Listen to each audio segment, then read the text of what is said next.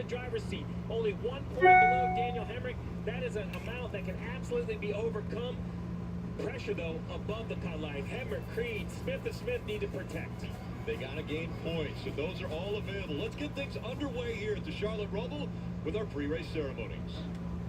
Ladies and gentlemen, at this time we ask that you please rise as you are able and remove your hats as the Civil Air Patrol 111th Search and Rescue Composite Squadron Color Guard presents our nation's colors.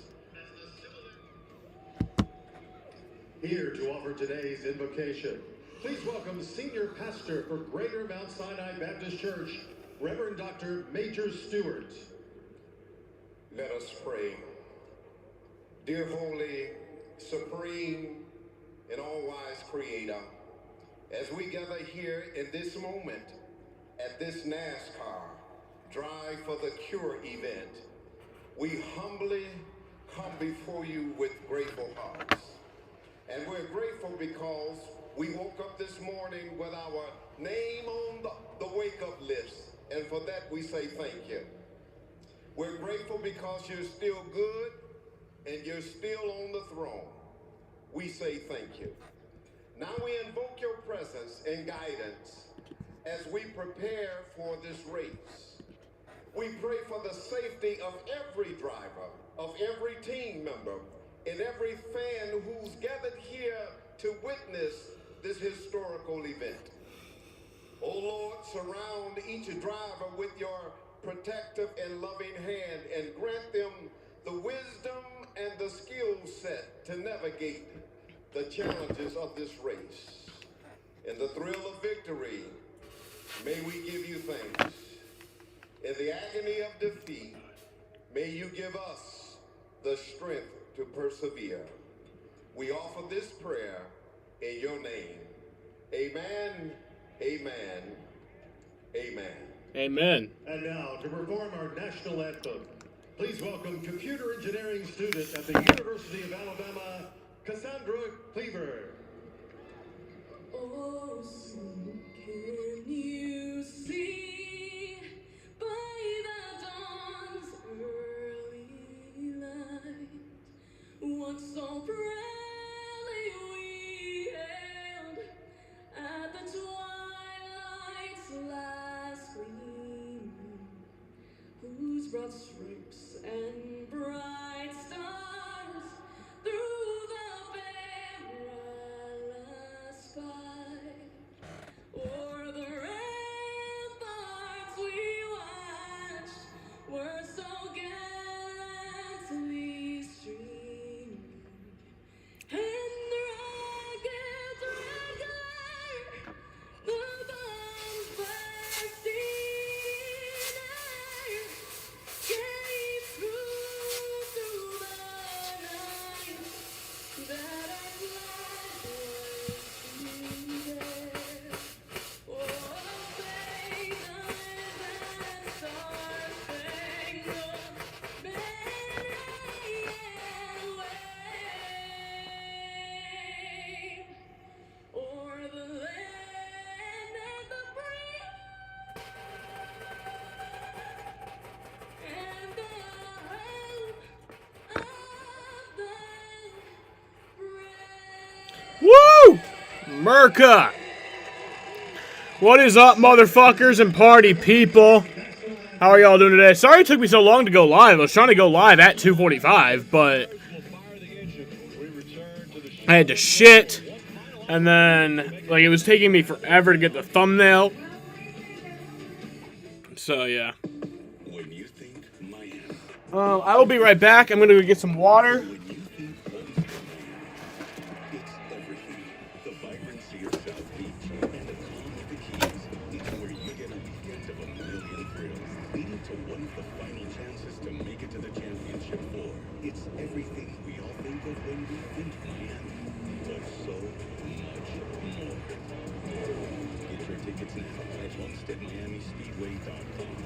Tomorrow, Kristen Welker is one-on-one with Congressman Matt Gaetz after he led the charge to remove former Speaker Kevin McCarthy. What's next for the fractured Republican Party? And how can they unite in time to avoid a government shutdown? Tomorrow on Meet the Press. I'm ready. was the only one with a block left. Better be nice to me. I'm trying to figure out who I'm going to block. Don't block me! I'm no dummy. The Voice, new Monday and Tuesday on NBC and streaming on Peacock.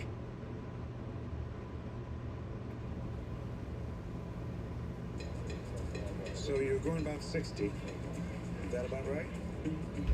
Okay. And the airbags deployed? As head of the state's largest motor vehicle accident firm, William Matar is always seeking to gain new insight from car crash experts to keep him at the top of his game. And the neck is still sore? Who ordered the eggs over easy? You single? After I decided my pain was too much, and my doctor actually suggested that I do visit the Good Feet store. Pretty amazing when they put the arch supports in your shoe and you walk around and you realize there's not pain, and you think, how can this arch support in my shoe make my back pain go away? But it works. And how can it make my knee pain go away? It was incredible. Hip, knee, or back pain? See if arch supports can help you at the Good Feet store. Putting off back surgery, depending on medications just to get through the day? At Richard Kim Medicine, we have a unique solution to your back pain. Our technique restores quality of life. We are the region's only regenerative medicine expert with a unique solution, without surgery and without medications. Get back hope and get back to living. Dr. Kim helped my back and my 93-year-old father-in-law's shoulder. I am back to hiking and rock climbing, and he is back to gardening and working out on the treadmill. Richard Kim Medicine, medicine that moves you. Join me for NBC3 Sports weeknights. Roval's a dangerous place. It's probably the biggest wild card. It's time to Roval! You can definitely get yourself in some trouble pretty fast. You're certainly put in the box when you're racing there. This is one of the most difficult tracks that NASCAR races at. It'll be just like it is every single year. It's a crazy race. You have to kind of expect the unexpected. The big rule is always the same rule. Don't be yourself today. If your playoff votes can go up, the flames pretty What's up, everyone? And Parker Kligerman is hoping that his playoff hopes don't end today. But right now, he is just below the cutoff line. For more on Parker Kligerman, here's Kim Cooper. Rick, just 1 point below the cut line for Parker, and while he made a start here in the Cup Series in 2019, he has never raced the Roval in the NASCAR Xfinity Series. Yesterday, he told me he felt like he was playing a little bit of catch-up compared to the other drivers here, but he came out today and qualified his Chevrolet in the 6th position. He said he has a much better confidence level than he did before practicing quals, but he noted he'll still be learning from green flag to checkered flag. He's finished top 10 in the last 5 road course races, and Dave, he'll need another day like that if he wants to move on in the playoffs. Jeff Burton starts 19 points below the cut line. Today, he'll need a great day and lots of help in the points to advance. But courtesy of a Texas penalty and a couple of weddings locally, 4 of the 5 crew members that were with him at the last race are not here today. Jeff Burton has beaten the odds in the sport before. He'll need it again today, Marty, to advance to the next round. Well, Dave, for a driver who's in a must-win scenario like Sam Mayer, 34 below the cut line, he couldn't have picked a better track to come to end the round of 12 than the Roval. Sam Mayer's won 2 of the last 3 road course races, and when I asked him this morning the confidence level, he said it's sky high. He said, I was ready for this race last week because he made a mistake at Texas early in that race. He said, I'm going to make up for it for my race team, and could win his way into the round of 8, and it's going to take a win to make it happen. Time to cut the Xfinity Series playoff field from 12 to 8. Let's get the engines cranked here in NASCAR's hometown, Charlotte, North Carolina, and the Roval. And now, race fans, here to say the most famous words in motorsports on behalf of Blue Cross and Blue Shield of North Carolina, please welcome breast cancer survivor of 6 years, Patrice Bitgood, and breast cancer survivor of 4 years, Destiny Medlin. Driver, start your engine! Engines are fired. The stage break cautions have returned to the road courses, and Yeah, that's fucking stupid too. The stage break cautions are back. they've actually relocated the restart zone right finish line. Drivers will have to stay in line as they enter the restart zone. But once they leave the restart zone, they can make any move they want to make. That should continue the chaos for Jeff Burton down to turn 1. Oh, yeah, when they come to turn 1, Junior, this is one of the most difficult corners in NASCAR. In every Xfinity race, there's been at least one incident down here. Why is this corner so difficult? Look at that blue curve on the bottom. That thing is huge. You come in here 2 or 3 Heartburn turn. They just pushed over there. They jump that curve. They bang into the cars next to them. And then on top of that, you got walls on both sides. You climb a hill. You can't see the other side of turn 2. So this corner... I think Bristol and March again is going to be problematic. I don't really think it'd be problematic. It's just a possibility of weather, but honestly, that's always at Bristol. Cracked windshield on your new car? Bring it to Safe Life. My customer was enjoying her new car when her windshield cracked. Boris said not qualifying for the race is disappointing. Not for me. I fucking hate Boris said. I've always hated Boris said, dude.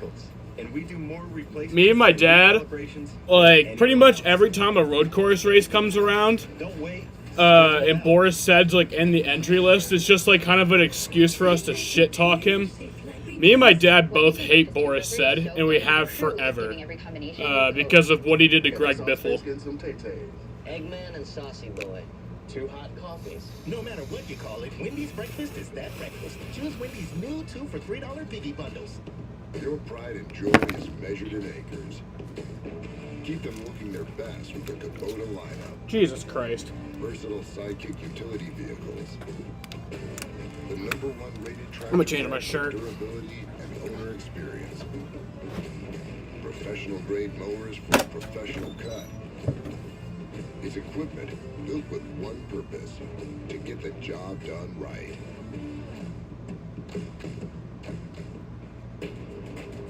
We've come a long way in 125 years. From dirt tracks to super speedways and every track in between. Never backing down, pushing boundaries and giving it everything we've got. Yeah, we've come a long way, but there's still a lot more road to run.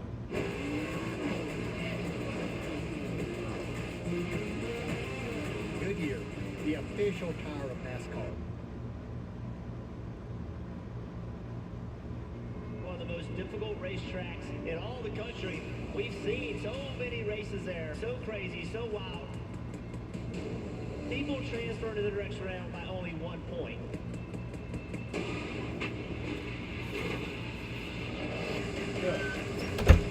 Once again, Allmendinger has shown he is a road course superstar. Hell yeah, let's go! Let's go! I'm gonna grab a beer. Bro, I cannot get fucking settled in. Knowing how treacherous of a place that is, and with it being a cutoff race, there's a lot of opportunity there for mistakes. That's a hell of an effort, buddy. Still look good enough, but you did all you can do. The drivers think it's one of the hardest racetracks that they will race on all year long. The guy starting in the 4th position, the former champion of the series, Daniel Hemrick, allowed us to chat with him. So let's Hey, Jaden! Jaden, I have to tell you something, but first I'll give you one guess as to what I'm going to tell you. Coming here to the Roval, a track where you have just such a great history. Yeah, it's hard to beat me at home, no matter where that is or who it's for. So, looking forward to the opportunity here at the Roval. Appreciate the fans coming out here. I like that. Actually, this year Chevy's pretty solid. So if you get far enough to a tire run and practice and see exactly what everybody's got. But I know track record is pretty good for this race team. I did! That was the thing! That was the thing I was going to tell you, Jaden. Yeah, me and Nick renewed our New Hampshire tickets. I don't think I'm going to renew my Pocono tickets. I think we're just buying new ones next year. I didn't really like those seats. I mean, I did, but, like, I don't know. Kind of get a vote in that? How's that race team going to run today? It's just from the angle that we were. And the thing is, that pissed me off is that, like, people would, like, usually it's, like, socially accepted to, like, be standing for, like, maybe 2 laps after the restart.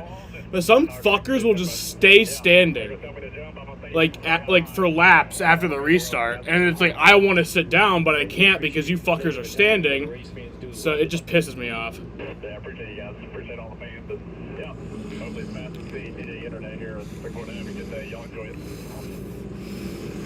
And we will. Daniel, thank you for that.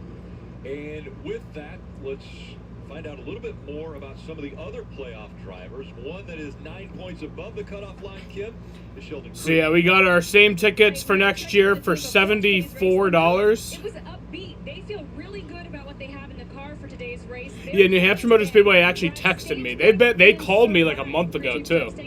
They called me like a month ago. They were like, "Are you planning on renewing your tickets?" I'm like, "Am I planning on renewing my tickets? Of course I'm planning on renewing my tickets." But I waited till like the last fucking second because the schedule was taking forever to release, and Nick usually would have like one of, because the rumors were that the New Hampshire race was being moved to June. And one of Nick's like main camping trips is in June. So I was like concerned that like it would like overlap and like he wouldn't be able to go. But I think we're good. No parts were replaced. Just cleaned it up, refilled it with June 23rd next year. Dave, Josh Berry is one of two junior motorsports drivers who need to win today to advance in the playoffs. Josh, not known as the best road course racer, but he told me earlier this morning, he said, actually, I feel like maybe the best road course speed we've had in my time in JRM was this race last year. We were so good on points that day, though. We didn't really push the car, or I didn't. You should go to the Watkins Glen playoff race. I might. He did push himself, not only in practice, but qualifying as well. His best ever. My thing about Watkins Glen is that the race is so fast. The race is not long enough for, I guess, for me to warrant that money being spent, if that makes any sense. Like, the race is always so short there. Josh Berry, Sam Mayer, looking like they will have to get to victory lane today if they want to continue their playoff hopes. Well, we take a look at the starting grid, and Sam Mayer and Justin Oliver. As much as I liked going to 2 straight races, I kind of like that it's a little bit spread out now. Because this year, that like 1 week was like pretty much the only thing I was looking forward to. And then afterwards, I was like, well, I have nothing else to look forward to now. So I kind of like that it's more spread out. Normally an IMSA competitor. He's going to come over on an Xfinity Series race. It's going to be fun to watch him today.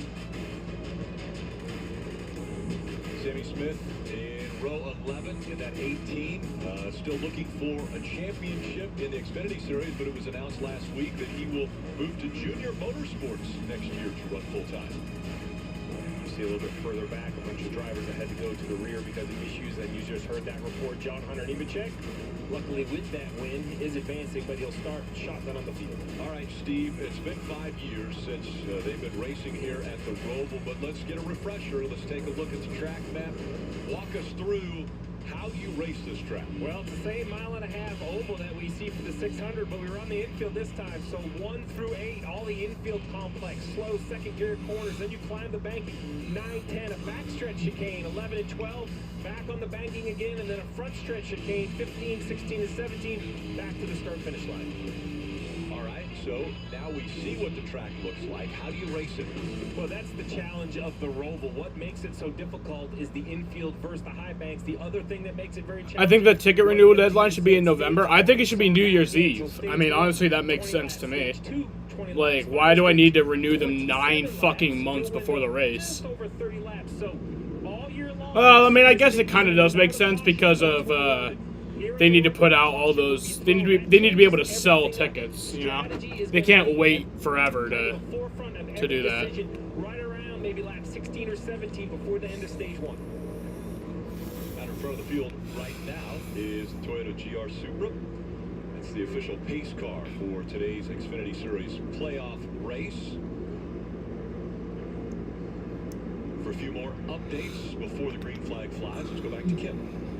Well, when playoff driver Chandler Smith hopped in the simulator on Tuesday, it was the very first time he had seen the Roval. This track completely unfamiliar to the young rookie, but crew chief Bruce Slicker said Chandler showed a lot of improvement in his sim time. And after practice today, Chandler told me the car is better than he is here.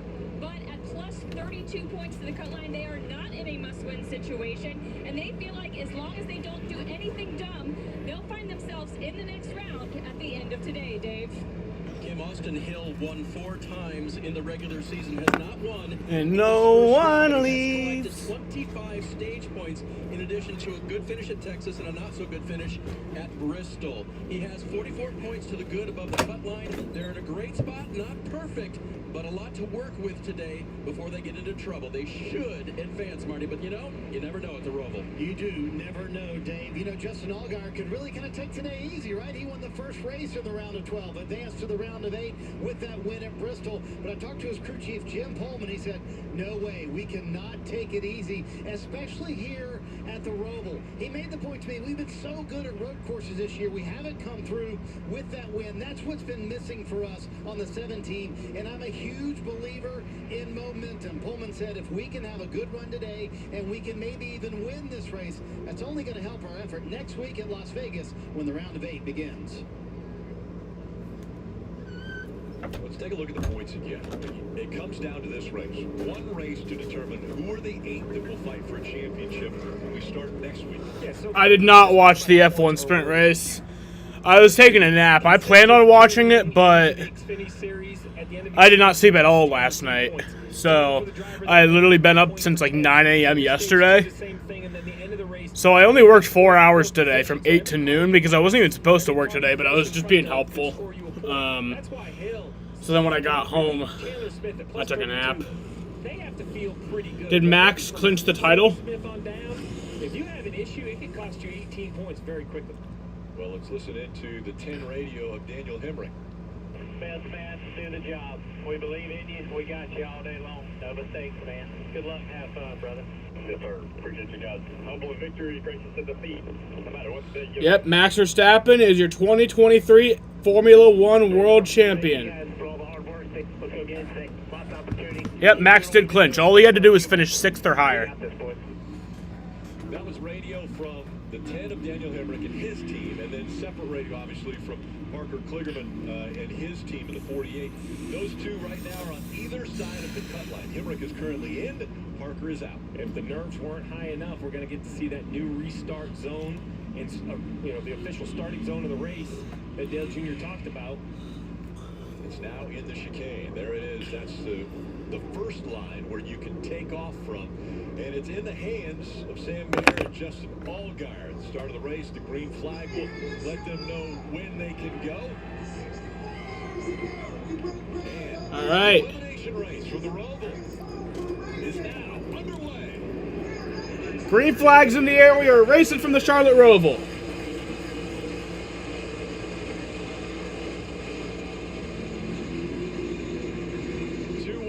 Turn 1 and 2.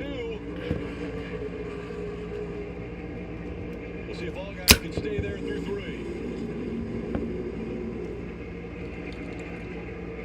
3. 2 teammates fighting for the lead. Allgaier, Sam Mayer, 1 and 2 as they come out of turn 3. Oh yeah, Nick only owed me $74 for my ticket, for his ticket, but he paid me $80 because he's just that guy. He's just a legend. We'll see if Sam Mayer can put an attack back on through turn 8, and now they will climb up to the banking of the Charlotte Speedway you're used to as they head down to what is turns 1 and 2 of the oval. Junior Motorsports has to feel pretty good about their driver lineup right now with Mayer, Allgaier, Berry, 1, 2, and 3 to start this race.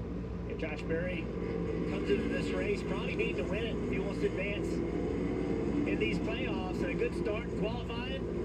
Good initial start of the race, so he's got good track position. They work the backstretch chicane. 2 wide as they come back out onto the oval. And it's going to be Allgaier who will lead lap number 1. The first lap, Justin's led on this racetrack. Hard to believe, as good of a road racer as he is. Winners as far as this round, John Hunter Nemechek and Allgaier, the least amount of pressure. Custer already advanced to the next round on points. Everybody else fighting for every position around the racetrack. Yeah, Justin Allgaier out here just trying to gain any more playoff points that he could possibly get for this next round. So there's some motivation, Rick, for these teams, albeit, Mayer and Berry both come in here feeling like they're pretty much in must-win situations.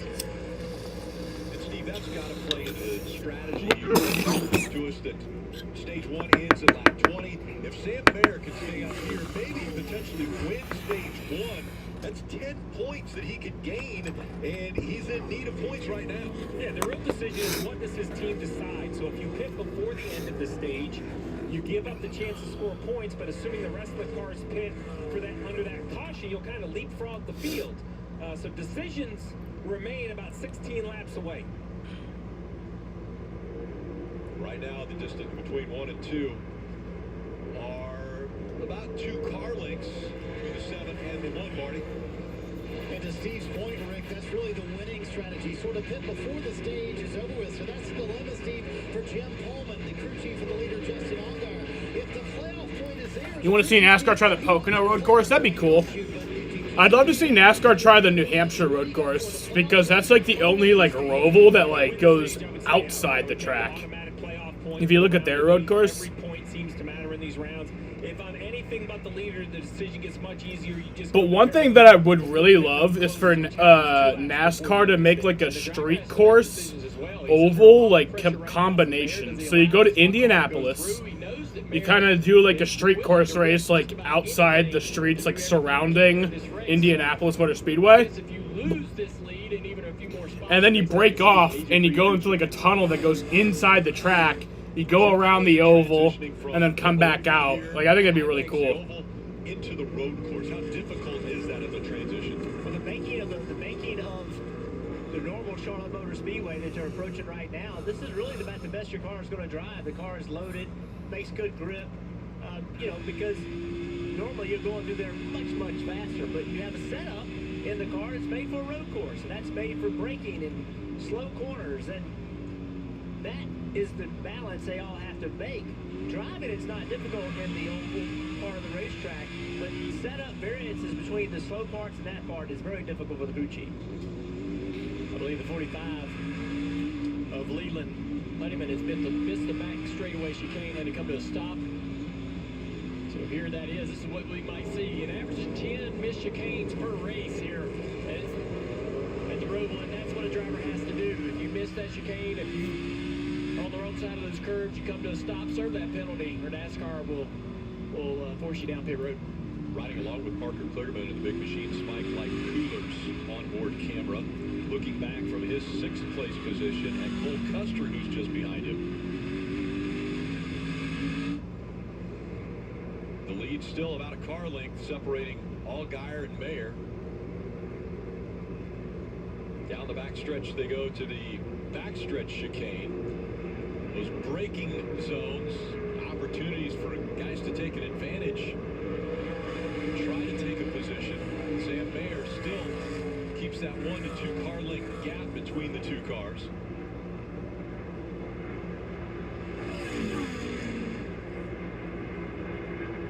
Yeah, the tires will hang on pretty good for 8 to 10 laps before you start struggling with the balance of the car. And then also sliding tires. You might slide that left front and right front just a little, but that kind of adds up over time. You lose grip on that corner of the car the more you slide those front tires.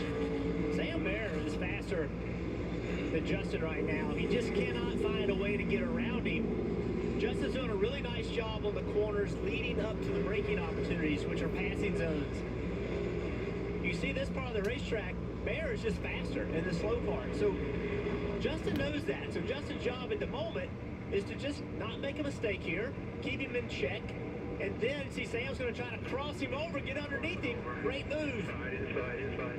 And Sam set that up a couple corners ago, running offline, sort of working that crossover move from a few corners back. Pretty sharp way to put together several corners in that infield to put himself in a position to make this pass. See if he can make it off. See if he can pull it off here in the braking zone. Yeah, who makes that decision? Who's going to... This is a very tough place to be side by side.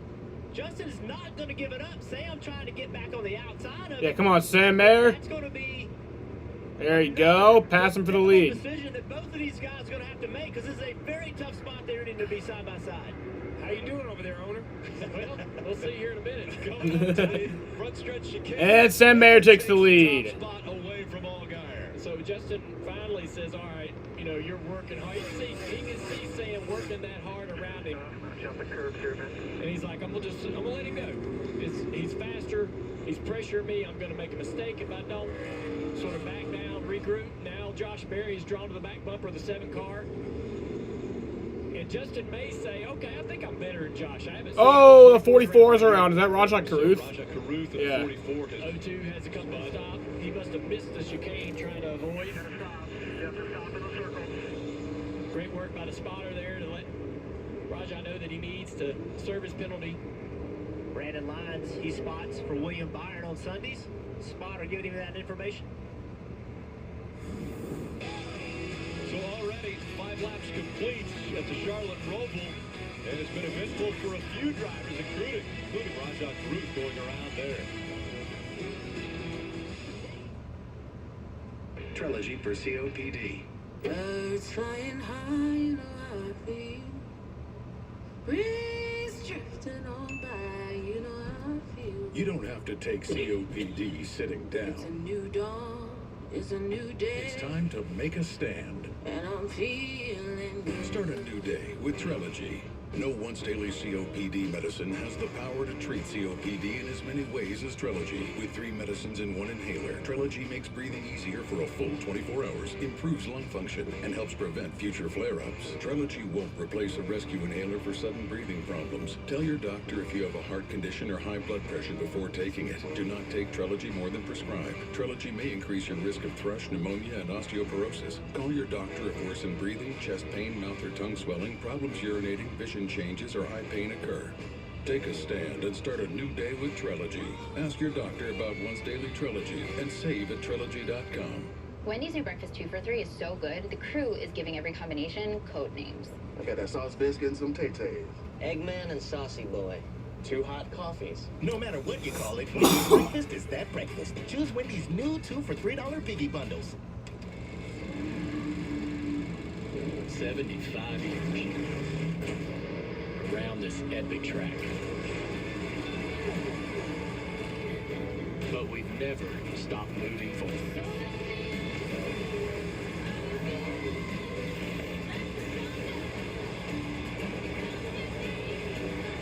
Wherever we go in the next 75, we're all better off with an ally.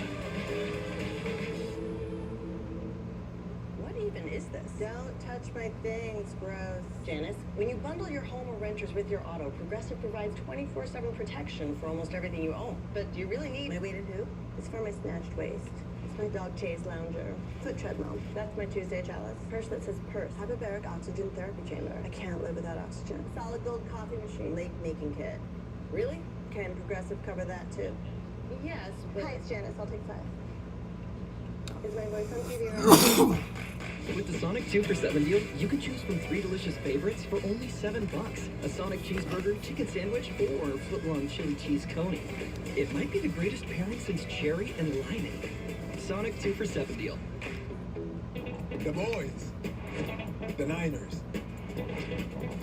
This rivalry on Sunday night is Cowboys and Niners, baby. Better get your popcorn ready. NASCAR Drive, that's your live race day companion. You can follow your favorite drivers with access to their in-car cameras. You choose some alternate camera angles. Visit NASCAR.com/drive, or you can download the NASCAR mobile app to watch all the action. And the action up front for Sam Mayer is pretty good. He's been able to put about 7-8 car lengths between himself and Justin Allgaier. Marty? Been able to pull away from his teammate Rick, as you mentioned, but earlier he was behind his teammate, and his spotter was saying, hey, maybe calm down a little bit, listen on the radio. Take care of your stuff. Make sure you got me here. Yeah, I do. This is nothing right now. Okay, that's good. Just making sure, brother. Keep doing your thing. All of Justin's rear end, I'm like, hope he hears me. Yeah, no. He's like watching videos back here from the last couple of races. He just really gets it infield. Not responding to his spotter, but he's so focused and clearly has a very quick car as well, Dave. But you can tell they're trying to keep Sam Mayer, the young 20-year-old, reined in just a little bit. Daniel Hemrick, the former Xfinity Series champion, runs in 5th. And all day long, team president Chris Rice on the radio has been using a golf analogy. Here he was again. Number 7 iron, if you use that curve, you don't need to use it. Use the curbing, but don't hit it really extremely hard. Just use the 7-iron. He said that on the pace laps. I believe that means if you want to win the long drive contest in NASCAR, you got to club down a little bit. Or if you're like me, when you're around the green, maybe the 7-iron coming out. That's just a little bump. You don't use it too much. Cameron wants to be nothing like you around the green. He's looking for a much smoother day. Right now, this 48 car Parker Clearman has lost a position to the 00 of Custer. He's under pressure again. Austin Hill right there behind him. Riding on board with Parker right now. See if we can understand what he might be struggling with. Here they're dealing with a little bit of forward bite issue. Oof, you see that curving, and that's what they were talking about. The red and white curving, Junior and Jeff, that's kind of acceptable, but those blue turtles, you know, if you abuse those all day long, I don't know if your car can handle it. Yeah, we're halfway through this stage. Parker badly needs to, not lose any more positions. Obviously, stage points at stake here. Important battle for this 48. Here's a look back at Hill and just how much in that blue curving makes a difference.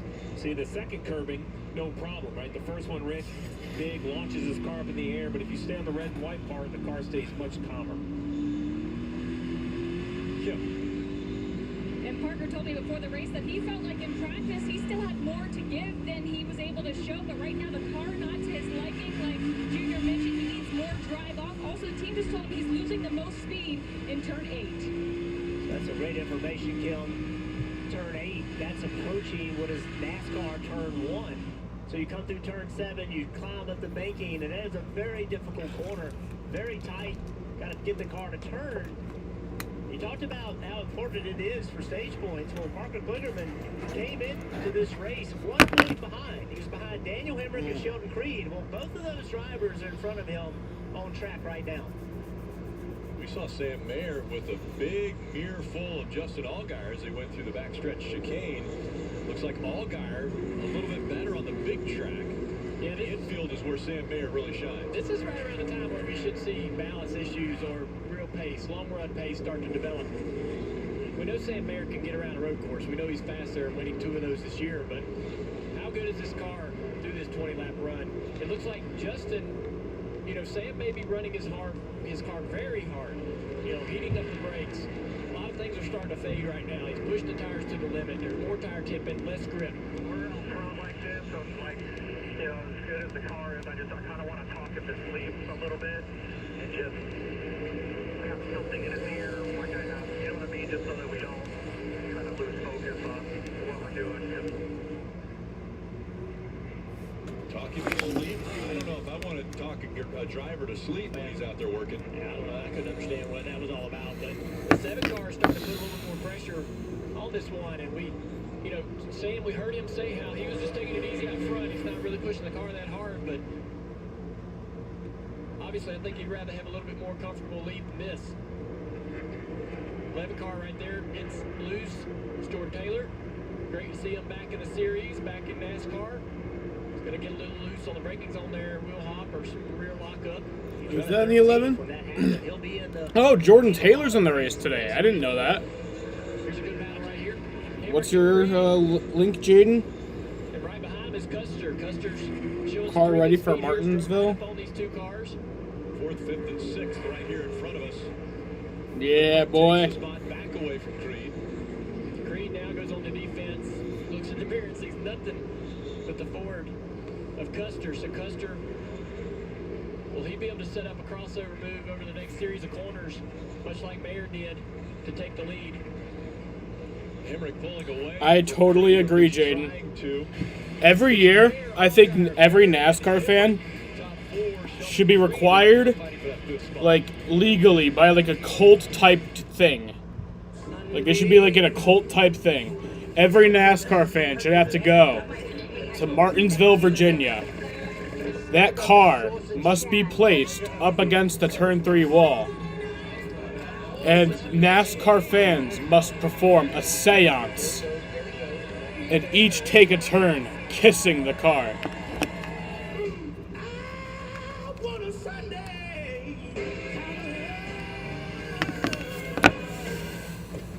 At the Cracker Barrel, freshly made food at a fair price. In fact, we've got over 20 meals under $12. Each served with a helping of care. Cracker Barrel. Take care now. Your pride and joy is measured in acres. Keep them looking their best with the Kubota lineup. Versatile sidekick utility vehicles.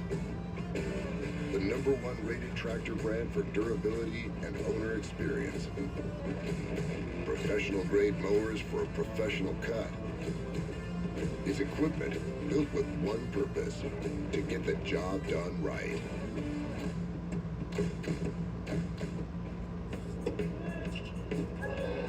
Nice footwork.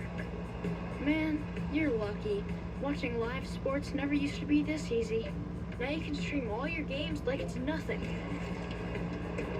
Yes! That's what I'm talking about.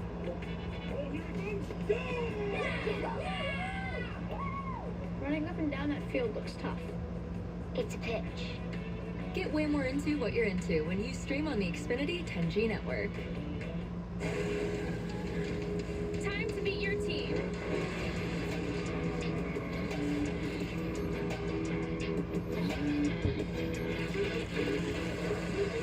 Who wants to race? Be part of something greater. I'm all about fall, especially this new pumpkin spice frosty. After it. So I'm taking some me time out here. Question for you. So, fries are a utensil, right? Good question. It is a good question. Can you hear his answer? Choose wisely. Choose Wendy's new pumpkin spice frosty or cold brew. I got an idea for an experiment. We assume people are making rational decisions, but the opposite is true. The question is why. This case is pretty cut and dry. Do you think so? The Irrational, Monday on NBC and streaming on Peacock. Oh wait, the Rangers and Orioles got started. I know they were in a delay. I wonder if they actually get started. Minnesota. Here comes Saturday night. Coverage begins at 7 p.m. Eastern tonight on NBC and Peacock. Oh, they were supposed to go at 1, but they went at like 2:15. Sam Mayer, but things continue to heat up there. A little bit of bumping as Cole Custer got into the back of Sheldon Creed. Now Sheldon Creed only 9 points above the cut line when this race started. So a very tight race right now for Creed. He doesn't want to have any mistakes, but he's getting a lot of pressure from Custer, and right behind Custer, Parker Kligerman, who was below that cut line when the race started. And that's why Custer's starting to get impatient, because he's seeing the rest of the field run them down. He needs to get by his 2 car, not risking losing other spots to cars that he believes he's faster than. He drove away from this 48. Look at him giving the 2 car as much pressure as he possibly can without really just getting in the back of him and sitting him on the track. Here we go into turn 1, braking zone. So trying to outbrake him. This will be difficult to do. See right there how the 2 car is able to carry his momentum because he didn't have to turn his car as much. But Kligerman's got to go. These two have had a little bit of history. Some hard racing between the 2 of them. Last lap wreck at New Hampshire. Look how it's stacked everybody up behind them, and it's put... Isn't this the second race of the Xfinity Series round? Parker Kligerman, they do not want to lose any spots, any opportunity at stage points. It's a tough pressure situation for these drivers to be in. They're doing everything they can to keep these positions. They got their whole crews and everybody looking on, their crew chiefs, letting them know how important these spots are. 21 of Austin Hill, also right there, coming in 4th in the point standings. Somewhat comfortable to advance. You can see how making lap time versus being able to race are 2 different things. If Custer ever got by Creed, he's going to drive away from him. But Creed's good enough in the places that he needs to be good, like that right there. He's able to drive back away from Custer. Now Custer is not in position to outbrake him. He's too far behind to try to outbrake him. So that's what Creed's doing a great job of. Watch on the exit of this front stretch chicane. Watch what happens right here. Custer all over him, but Creed gets enough forward drive. He drives away from him, and now you can't outbrake him. And that's the difference between going fast and making lap time and raceability, and Creed's doing a great job of defending using it. Less than 5 laps to go in stage 1, and Steve, you mentioned it earlier. Pit road will close with 2 laps to go when the leader hits the start-finish line. So that's assuming the leader stays on the racetrack and goes through the front stretch chicane, so you can kind of peel off if you're close enough. This group right here is going to have to all make the decision the lap before. because they're far enough behind the leader. It really comes down to Mayer and Allgaier, and I believe the one is absolutely going to pit. I don't think their chances on points, their chances to win the race. And when they do that, it'll be interesting to see if Allgaier stays out to win the stage and get that playoff point, or if he pits as well. If he pits as well, then if you're Sam Mayer, like, come on, man, like, I'm trying to win the race. I need to win the race. Maybe cut a teammate some slack. Does that ever happen, Steve? No. I remember when you were... Well, where's Mayer, like... Jeff Gordon are racing. Because it shows him in 4th place right now because he's the leader, but, like, where is he if he's, like, not the leader? Continues. You talked about it, Jeff, how the 00 of Custer was really charging into the corner and charging the first half of all the corners and losing on the drive-off. And he's really worked that car over to where he's starting to slip and slide and miss corners. He's giving this 2-car of Creed a little bit of a gap, some comfort between him. And he sees that. He looks in the mirror and says, okay, what I'm doing is working. I'm going to keep doing that. I'm going to keep taking care of this car in the braking zone. Just accelerate out of all these corners. This 00 was really fast, but he's overworked that race car. Can he get things cooled down to make another run at him with 4 laps to go? For Custer, already in on points. He's just adding pressure to the guys he's racing around. He slid big in that last corner a lap ago, slid through this section of the racetrack. Now that things have sort of calmed down a little bit, I think the speed will come back in this 00, but just a great job so far by Creed to keep this spot with a slower race car. Good mental toughness right there. One thing that's going to be interesting, Steve, is how many people pit before the stage ends. Look at Jeff Burton in 15th. Could enough people pit in front of him where if he stays out, he might actually could get a point. It's really going to be interesting to watch how the stage breaks, bringing them back, influences him. He does not have the pace he needs right now to get the points he really, really needs, but will he get them? Because so many people pit in front of him. 3rd place, Josh Berry, coming to pit road, so that's 1 car out of the way. Josh Berry coming to pit road. Cole Custer. As well. You see him top of the screen. A lot of other cars starting to come to pit road. Riley Herbst also coming at Monster Energy, number 98. Marty. Josh Berry came in from 3rd. Cole Custer, bottom of your screen. He was a little frustrated, as you can imagine, with Sheldon Creed, that battle that we followed. So all these cars coming in right here. You may be asking yourself, well, why did those 2... Oh, you're really talking about Texas Longhorns. Well, pit road closes as they get 2 to go in the stage, as you mentioned, Rick. Well, Mayer and Allgaier are going to pit on the next lap because they can beat that 2 to go when they come down to pit road with 2 to go as they come in next time, Dave. Marty, John Hunter Nemechek, remember, who started in the rear, was running in the back of the field. Felt like the air pressure they had was not right. He asked the crew chief to, quote, go back on it. He'll get fuel here, 4 Goodyear tires, and resume. So the big question will be, when the 1 comes around, again with 2 to go, here's Sam Mayer, and you're saying the right choice for him is to come to pit road. Absolutely. The 1 of Sam Mayer. So Sam Mayer going to come to pit road? Yes. Stays on the racetrack. If I'm the 1, I'm coming to pit road. If I'm the 7, I'm staying out, just like that. For the 7, it's about playoff points, win the stage. For the 1, it's about trying to. So Justin Allgaier will take the lead. So Allgaier now is the leader. There you go. Pit road closes. 2 to go. Nobody else can pit. The 1 of Sam Mayer will service his car and rejoin the racetrack. Marty. And there was a debate on the radio for Justin Allgaier as to whether or not they would pit. But yes, taking that playoff point, way more valuable. Marty Lindley bringing Sam Mayer down pit road, said he just needs a little bit more forward drive off. They preached him the entire time. Take care of the rear tires for Sam Mayer. But his teammate Allgaier, as you guys pointed out, will stay on the track and get that playoff point, which will be very valuable from Allgaier in the round of 8 and moving forward. Well, also very valuable are the playoff point, that playoff point obviously for Allgaier, but the stage points that these playoff drivers are going to be able to get. And Jeff Burton, Jeff, you mentioned it earlier, Jeff Burton could get playoff points. Well, he's in the top 8 right now. So the top 10 at the end of stage 1 will all get points, starting with the winner getting 10, all the way down to the 10th place. Yeah, so Sam Mayer's minus 58. So everybody moves Hemrick up, Creed up, Clearman up. Those drivers that badly need to finish well in the stages are all going to finish well, but they're all there together. So, they're going to count on 1 or 2. Oh, this is the round of 12 finale. At some point in this race. Allgaier coming around, and you will see the white flag here coming up on stage 1. Final lap of the stage. So one more time around for Allgaier to get a playoff point and to win stage 1. And Hemrick has to be super excited to be in this position. To be, second, that's going to be a ton of points. Parker feeling good about 4th. Now, the issue you have on the bottom left of your screen, or top left of your screen, you see Sam Mayer up to 9th. He's right on the heels of Jeb Burton, and Sam Mayer did pit. So I believe he has a chance to run the 27 down. He might even be able to get to the 18 with those new tires. Dave. You guys are talking about the 27 of Jeb Burton, and you called it just the way crew chief Shane Whitbeck told me they'd call it earlier today. They do not think that they have a car that can win the race, so they've got to get points where they can. Obviously, Mayer is going to cut into that right here, but Burton will try to get what he can here. The deficit was tough to start, 19 below as the day began.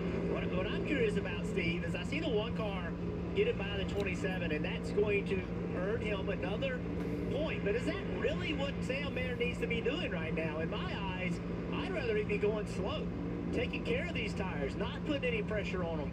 He's in a kind of a must-win situation. I don't think he can point himself in. I'd rather those tires be fresher when he takes off on this next restart. Yeah, I could see that for sure. Veteran driver, I would absolutely coach him that way. With Sam, I don't know if I'd want to clutter his approach. But I do agree with you that saving the tire would. All right, so Justin Allgaier wins stage 1. Winning the stage. Stage 1 winner, Justin Allgaier. And so a playoff point going to Allgaier in the 7 team. Hemrick is able to grab 9 points for his finish there. And again, Hemrick coming in just above the cut line. Parker Kligerman, who is just below, also going to get a few stage points there as he finishes in 4th. Austin Hill in 5th.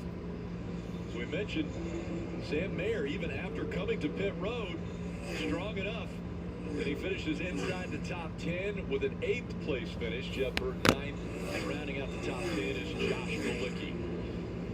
Oklahoma wins. And it's Allgaier's 4th straight stage win of 2023. His 12th overall. Allgaier, Sam Mayer looking strong here at the Roval after stage 1.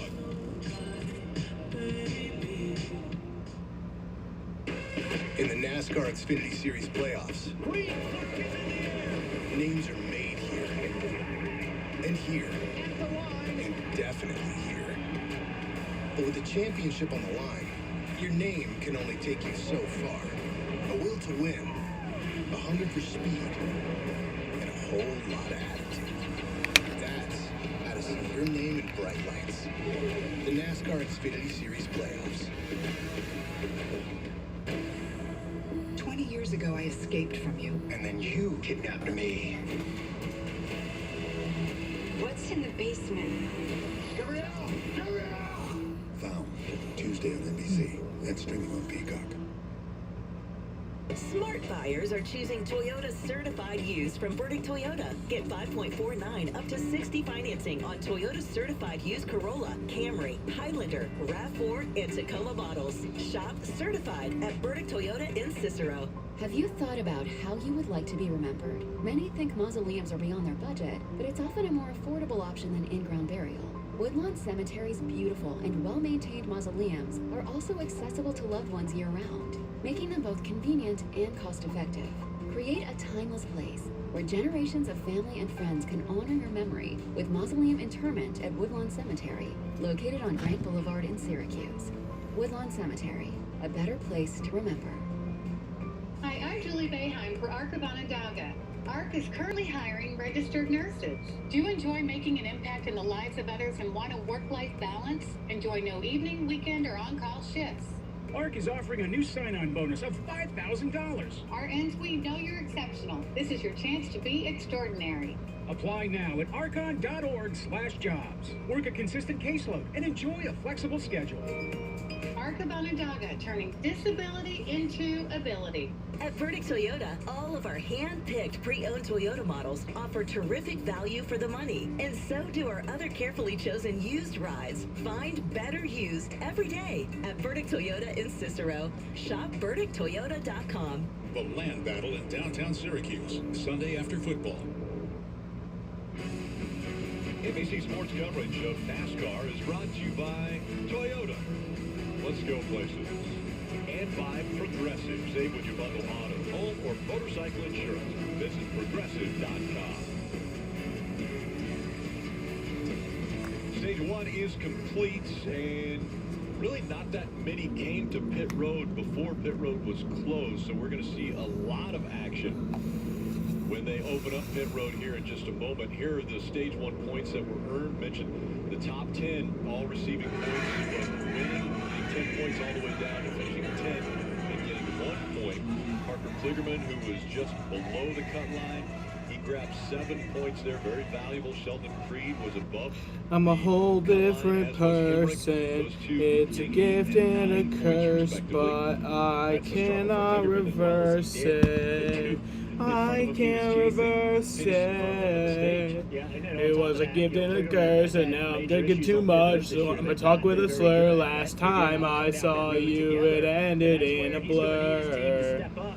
Woke up in a hurt. She said I loved you first. One thing my dad told me was never let your woman know when you're insecure. So I put Gucci on the fur, and I put a wrist on the iceberg. One thing my mom told me is flex on your hoe every time that she's insecure. 3 weeks ago now, Sherry, so strong in this community. She's the son of a former Xfinity Series daughter of a former Xfinity Series owner. Is your love for real? Truex Jr. champion. Is your love really true? She told me put my heart in the bag, and nobody gets her. I'm not running from her love.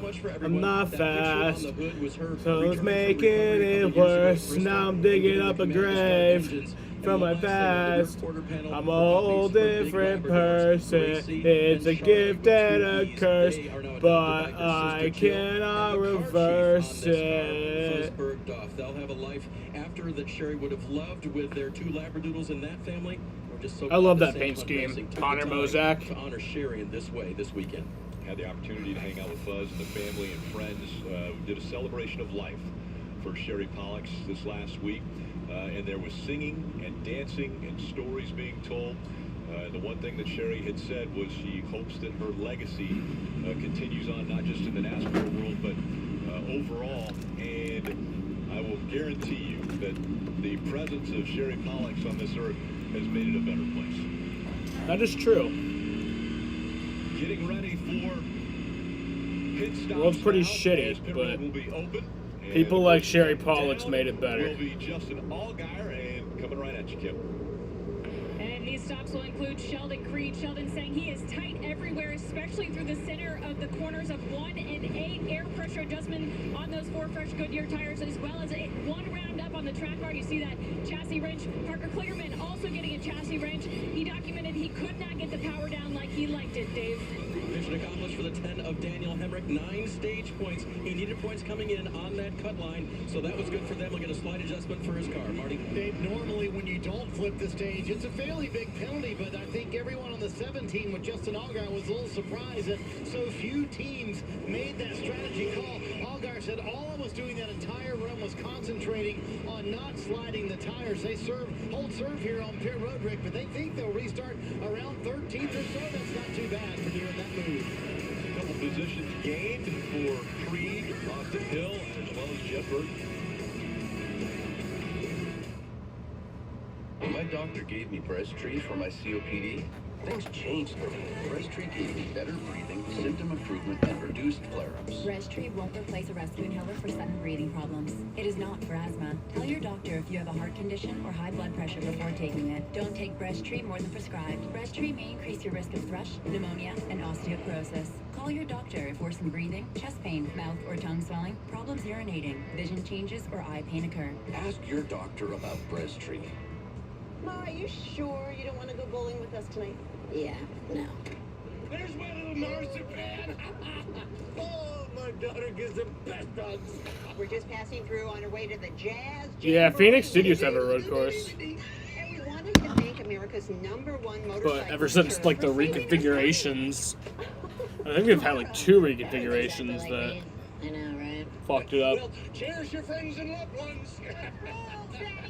Let's boogie woogie. Experience the joy of home suite hosting with help from Ashley. Pay 0% interest for 5 years on guest-approved essentials starting at just $17 per month. Plus, save on accessories store-wide to finish every look. Shop and save today, only at Ashley.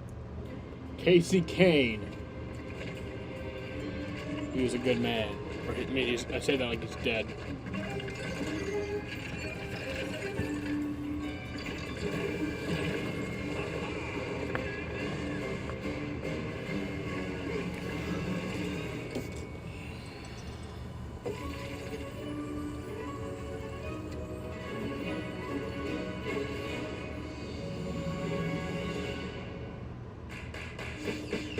The Sonic 2 for $7 deal lets you choose from the Sonic cheeseburger, chicken sandwich, or foot-long chili cheese coney. Any two for $7.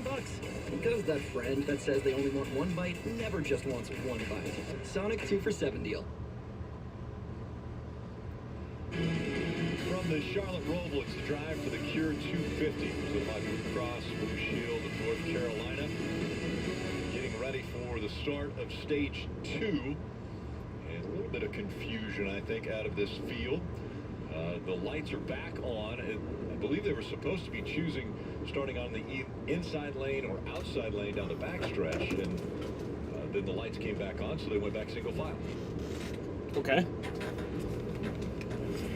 48 Parker Kligerman came in after scoring stage points. You'll notice the Jackman, pretty clean exchange on the right sides, but he has a little bit of trouble releasing the Jag. You see, he kind of has to give it a couple, 2 or 3 turns to get the release. Because of that, he lost a position. Then right here, going out, the 38 was coming in, going slow. Parker gets on board, and I just don't think he knew where the 38 was coming in. The 38 was definitely slow enough. Kind of got fortunate there wasn't any more damage. I'm sure the 38 had no idea there was someone to his left. That almost ended up maybe fortunate for Parker because you're not supposed to pass somebody on the left, and he looked like he was trying to pass leaving on the left. You can. Yeah. You can leaving, just not coming in. Yeah. So leaving, he could pass on the left. He could go wherever he wants. His bigger concern is Joe Kraft Jr. had no idea there was someone to his left, so he was going to pit regardless. Could have turned into damage. So now the field will choose inside or outside, and let's listen into Parker's radio. Yeah, you just go 1 mile out of the outside lane. Yeah, correct. I think it's broken or something. That's an understatement. Yeah, it says him and spotter Brandon Reynolds, and that was just Parker showing a little frustration. And what he was thinking was the 38 was going so slow that he tried to go by on the left. Now, to give the 38 and Joe Graff Jr. credit, Jeff, I think he was probably thinking, I'm going to just let all these cars that have already pitted pull out. I don't want to get in the middle of the battle. It ended up costing the 48. Now we see the choose happening. Lights are off, so for sure coming back to the green. Marty. I want to show you real quick, Steve, the right front off of Cole Custer's car. Check that out. That is not a flat spot like you would see at a road course normally. Also down here, that is delamination, which I think is concerning everybody up and down pit road here. So crew chief Steve, if you saw that come off another car, especially a competitive car like Cole Custer, how concerned would you be with that tire coming off the right front of the 00? Well, it's definitely concerning. This is one of the challenges at the Roval because you want to run air pressures and a tire that has grip in the infield, the slower section. Then you load up on the high banks at high speed. The delam there kind of being in the middle is a little odd. I would think it looks like it actually needs a little less air pressure. I also think we got to remember, how hard that 00 was pushing, trying to get around Creed. I mean, that's about as hard as you're going to drive the car all day long. I think in clean air now, up toward the front of the field, that issue will probably go away for that team. And now you're seeing where Allgaier, who won stage 1, is going to restart. So he's got his work cut out for him as he will try to work his way from that position. Jeb Burton got a penalty. Showing him scored 12th right now. Also, we talked about Jeb Burton getting points. They did a nice job of getting points. Unfortunately, Jeb sped on pit road, so he's got to go all the way to the back. And Sam Mayer, who pitted earlier before the road closed, will restart up front. So going back green. Josh Berry making up Stage 2 is underway. Oh, the contact there. Berry going wide now as they go through 1. A lot of pressure on Sam Mayer. More contact between these two cars up front. Custer putting the pressure on now as he gets to the outside of the 8s of Josh Berry as they go through 3. Yeah, Berry had the preferred spot. If you can stay on the outside of a car through turn 1 and turn 2, you then have the advantage of being on the inside of 3 and 4. I think we saw our first taste of what that new restart zone location is going to provide us this week. Drivers really trying to get aggressive with each other. It's kind of, you know, pretty interesting to see the 8 car be able to use that restart zone and challenge the control car of Bear. Bear getting into the door of the 8 and continue to beat Bang for the rest of the restart down into turn 1. Fascinating stuff. And look what happens with the points with Sam Mayer out front. We told you that he would have to win to advance, and right now as he is being scored as a leader, that puts Hemrick below the line and Sammy Smith right on the line as far as making it into the round of 8.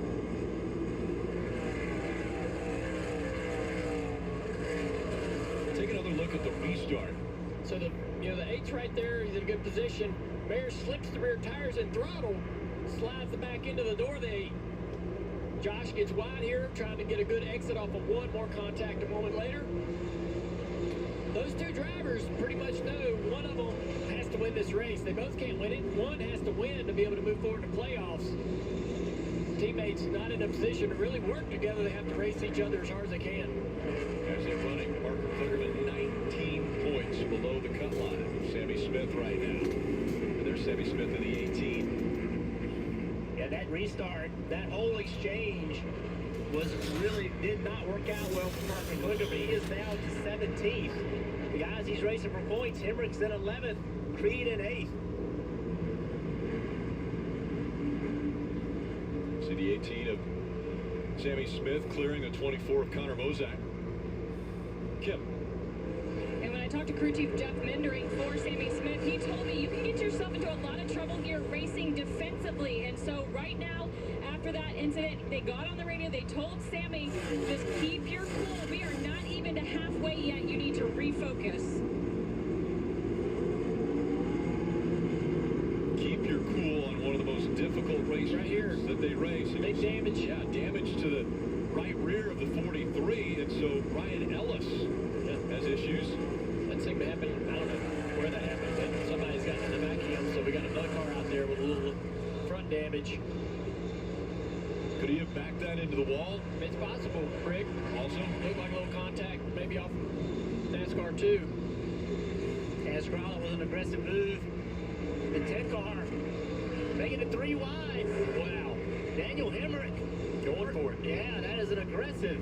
2-car Creed slides the right front there. Big smoke on that right front tire. Yeah, he's got a lot of damage too to his right front fender, Rick. Yeah, a lot of tire smoke coming from Sheldon Creed. That's got to be worrisome. Yeah, Sheldon Creed's been out there doing a good job getting points, and now he's just in the middle of this battle.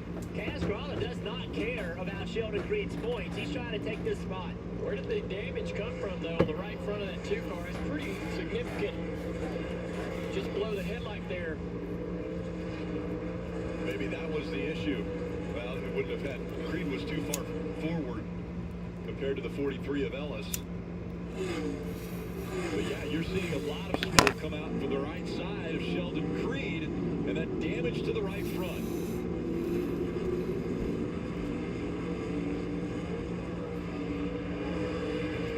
Just behind Creed in the 26, Kaz Gralla. About changing. Let's take a look. I think we have a idea what happened to the 2. The 7th passing him over.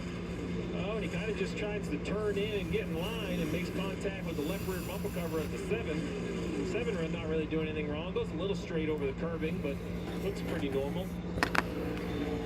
At the right front of that 2, Sheldon Creed in quite a bit.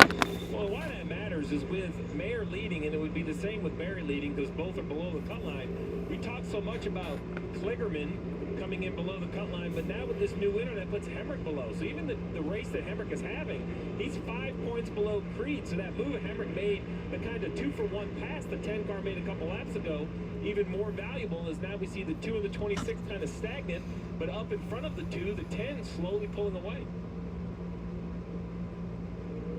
Daniel Hemrick, as they're running, 5 points below Creed. But Creed may be in trouble with that damage to the right front. Sam Mayer continues to pace the field, has about a 1.3-second lead over second place Josh Berry.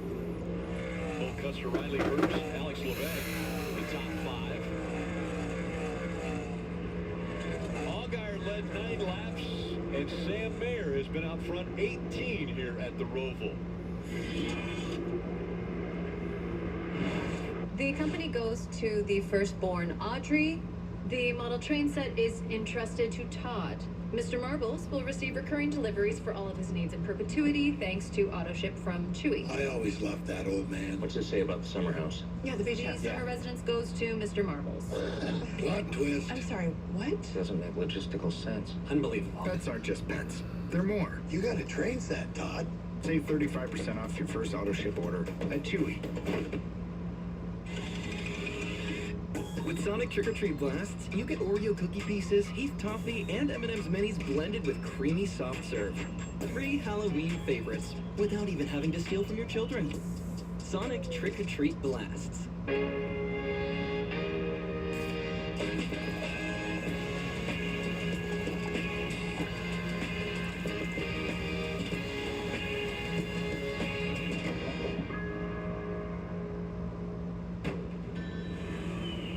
So it's decided. We'll park even deeper into parking spaces so people think they're open. Surprise! Can't hear you, Jerry. All right. Yeah, can we get a system where when someone's bike is in the shop, then we could borrow someone else's? No. Or you can get a quote with America's #1 motorcycle insurer and maybe save some money while you're at it. All in favor of that? There's a lot of buttons and knobs in here. When it comes to the wrong mattress, you snooze, you lose. At Ashley, we've got you covered with top mattress brands at winning prices. And you can snooze now and pay later with 0% interest for 60 months. Make every snooze count. Shop in-store or online today. Wendy's new breakfast 2 for $3 is so good, the crew is giving every combination code names. I got that sauce biscuit and some tay-tays. Eggman and Saucy Boy. 2 hot coffees. No matter what you call it, Wendy's breakfast is that breakfast. Choose Wendy's new 2 for $3 Piggy Bundles. The grandfather clock is counting down to more than just a winner. Drama is building. It's the final chance for a driver to make it to the championship four. For a fan to catch all the drama. Chip Speed gets it right back to Edwin in turn 2. At the short track in NASCAR. Chip Speed's in a video game. It all comes down to Martinsville. The whole family's invited. Well, yeah. Let's go get us a championship. Get your tickets now at martinsvillespeedway.com.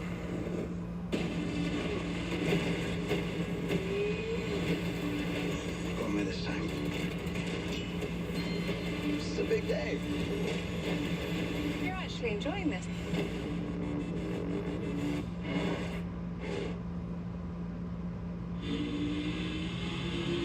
NASCAR Fan Rewards is free to join. You can earn points by watching races or answering trivia, playing some fantasy, and more. Save your points, trade them in for free tickets. There's autographed merchandise, exclusive NASCAR gear, and one-of-a-kind race day experiences. Visit NASCAR.com/fan-rewards.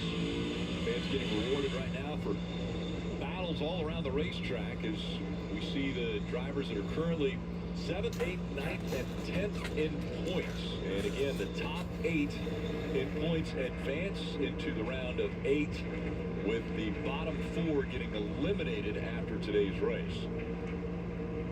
Everything has completely changed with Sam Mayer leading. You know, that automatic advancement with the win has really changed the whole complexity and the whole picture down around the cut line.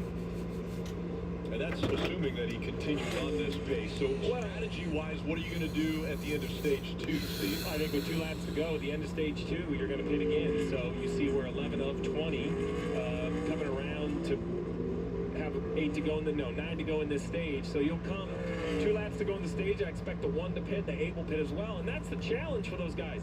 You're right. That's assuming the 1 continues to lead. But if he doesn't, the next guy in line is Josh Berry, and he's in the same situation. Well below the cut line, a win, and he would advance. I give it to Junior Motorsports. You know, the 7 has won. I know that the other 2 cars want to be better in points, but they have brought race-winning speed. As we see the 91 of Alex LeVay, looks like he got a little bit driver's right. Is that what happened off the front stretch chicane? Yeah, he did. just had a problem with that front stretch gate. Actually, look at Ryan Herbst in front of him had some problems, and then right behind him, this happened. Big damage to the 91 of Alex LeBay, who was running so well up inside the top 10. Right now he's running in the 7th spot, but he's starting to lose positions. Yeah, this track, while the infield might be not huge on aerodynamics, the braking zones, both chicanes, are going to be really, really important for downforce. That car is going to need to be tended to. And Alex LeBay out of St. Albert, Quebec, the 30-year-old. He was really, really fast in practice. Did a good job qualifying this car. Had some good expectations coming into this race.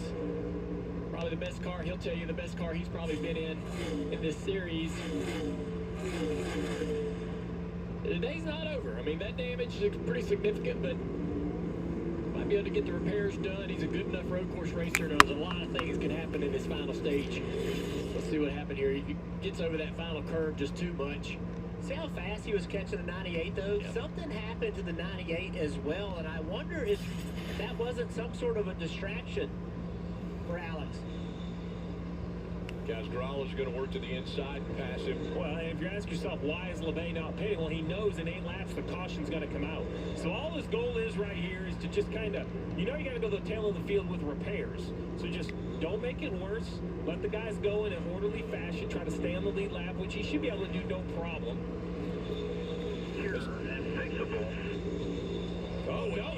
Oh, Josh Berry! Up against the barrier. Oh, no. Oh, man. Here, pretty much a must-win situation. Had good track position. Didn't quite have That's not good for Josh Berry. Track position to make something happen. That is going to be costly. Yeah, he's dropped all the way back to 13th right there in front of Austin Hill. Josh Berry knows his future is in the Cup Series next year. He'll take over the 4 ride from Kevin Harvick after he retires, but still wanted to advance in these playoffs.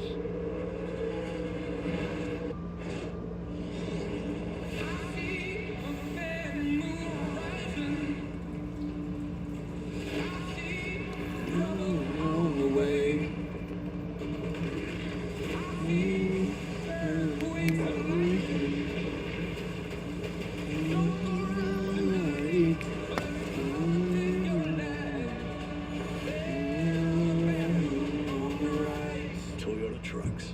Let's go places.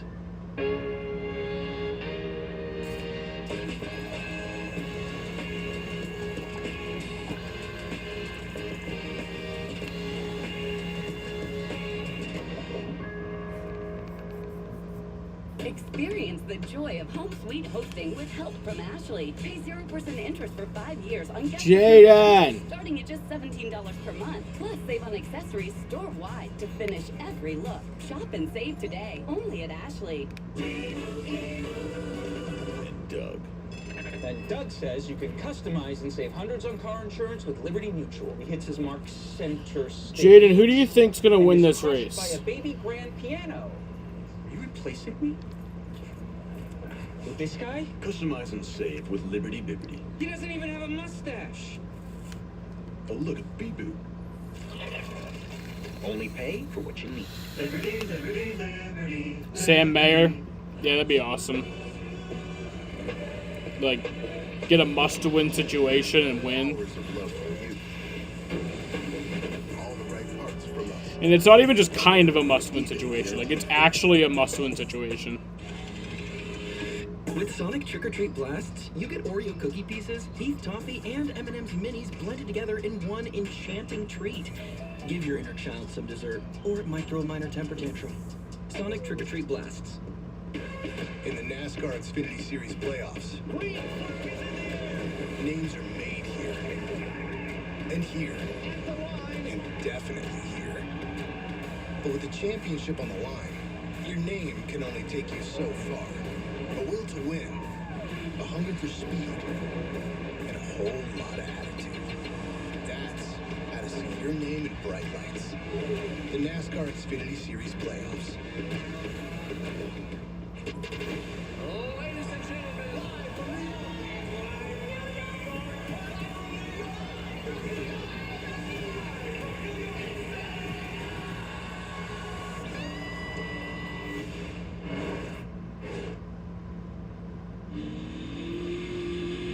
pleasure to represent your favorite driver during the playoffs and take advantage of amazing deals at the NASCAR shop. Check out the greatest selection of t-shirts, hats, diecasts, and much, much more. Visit NASCAR.com/shop as Stage 2 winding down, under 6 laps to go. Again, a reminder, with 2 to go, when the leader crosses the start-finish line with 2 to go, pit road is closed, and so that strategy getting ready to come back into play as Sam Jaden really set a blistering pace. He's got Cole Custer 5 seconds behind him.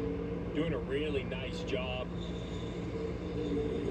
Had to battle early and battle on the restart with Barry. I think he's learning about that restart. Dale called it earlier today. He said they're going to get more and more intense with that new restart zone, and we saw him slide and kind of bang with the 8 car early, but ever since he got clear, he's kind of just calmly driven away. We see the 0-0 of Cole Custer, and in 4th, John Hunter Nemechek, who started all the way at the back. I wasn't sure how good of a car he had, but they just called some really efficient strategy, and he's worked his way up inside the top 5. There's Parker Kligerman, and he's caught the back of Sheldon Creed. Yeah, Sheldon's backing up here pretty hard. The guys in front of him have driven away from him. Parker trying to take this position and get a point. We saw how good of a job Creed did earlier of being able to block and keep people behind him. He's going to have his hands full if he can keep Parker for 5 more laps behind him. It's going to be a tough job.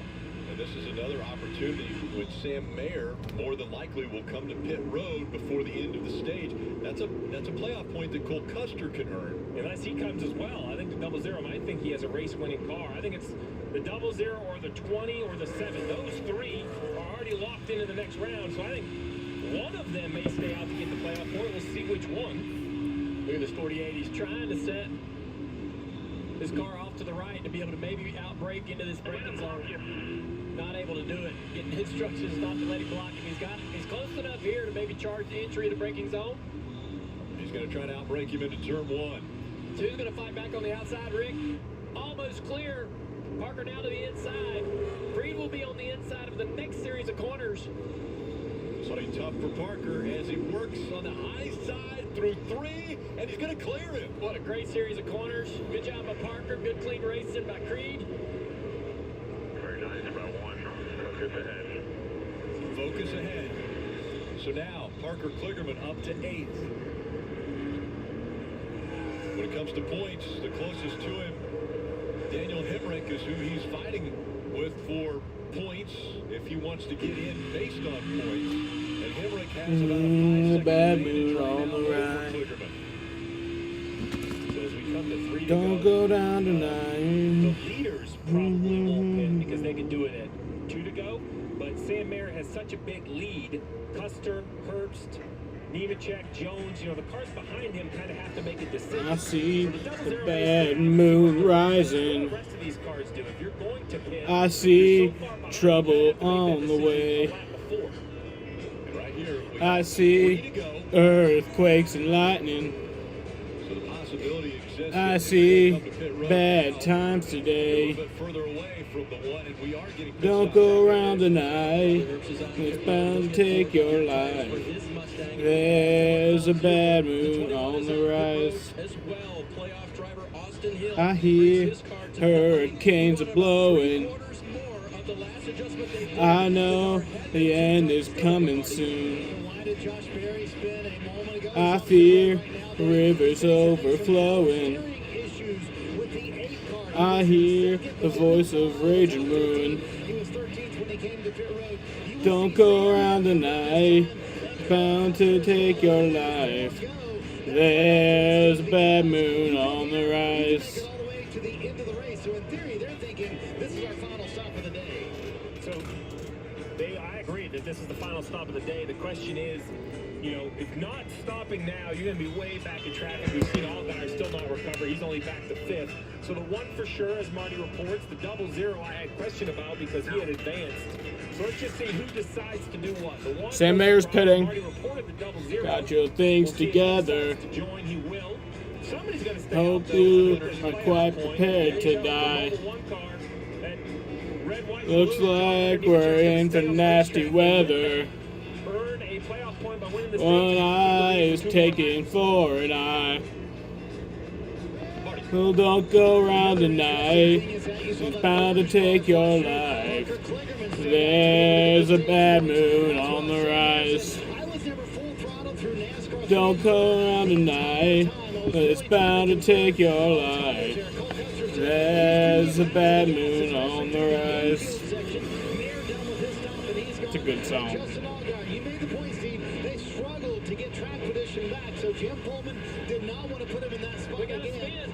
Oh, trouble, the 53. Who's that? That'll be a caution. Into the wall, too. It looks like Connor Daly. Connor Daly, that will be a caution. The interest to pit road. So now, which will end the can stage. he all the way around this track, or is a caution going to come out? I think the process of both may happen because I don't see him getting all the way back around. Yeah, no, that's going to be a caution. There it is. Now he's trying to roll, but the caution. So John Hunter Nemechek is going to end up winning stage 1. So with that, that'll be that'll end the stage. Oh yeah, you see the left rear going flat. Nothing Connor Daly could do. We were watching the start of the ARCA race while watching the Xfinity race. Into the wall. I didn't even know there was an ARCA race today. They won't restart before the end of the stage, so this is going to put Nemechek winning the stage. Hemrick, Kligerman, Creed, Alex LeBay. And to Jeff's point earlier about how hard to run on your new Goodyear tires, Jeff, now all the cars that pitted can just ride around under yellow, which is really good because that final stage is a little bit longer, so it's going to be the longest run on tires. I want to give Hemrick, Creed, Kligerman, I want to give them all a lot of credit because they all came into this race knowing they were going to try to get stage points. Told me long ago, it's a whole other thing to do it. there's a calm before the storm. I know it's been coming for some time. Every one of these teams and drivers stepped their game up coming into this race knowing they had to. Over, so they say it'll rain a sunny day. I know, shining down like water. Below the cut line prior to the start of the race.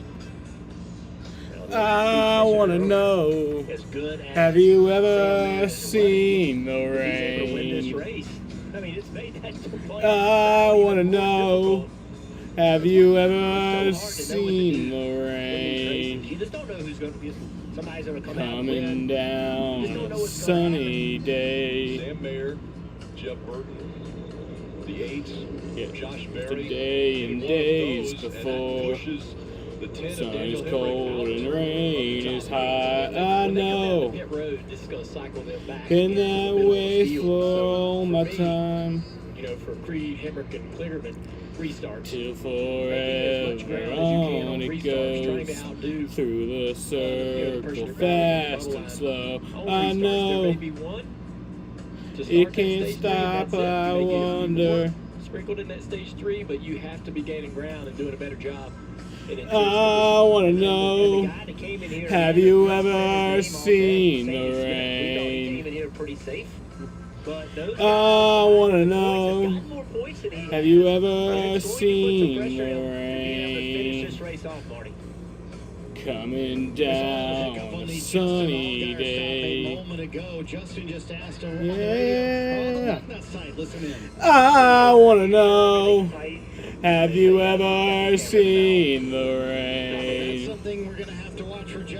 I want to know, have you ever seen the rain? That's the big question. You see right there. Coming down a sunny day.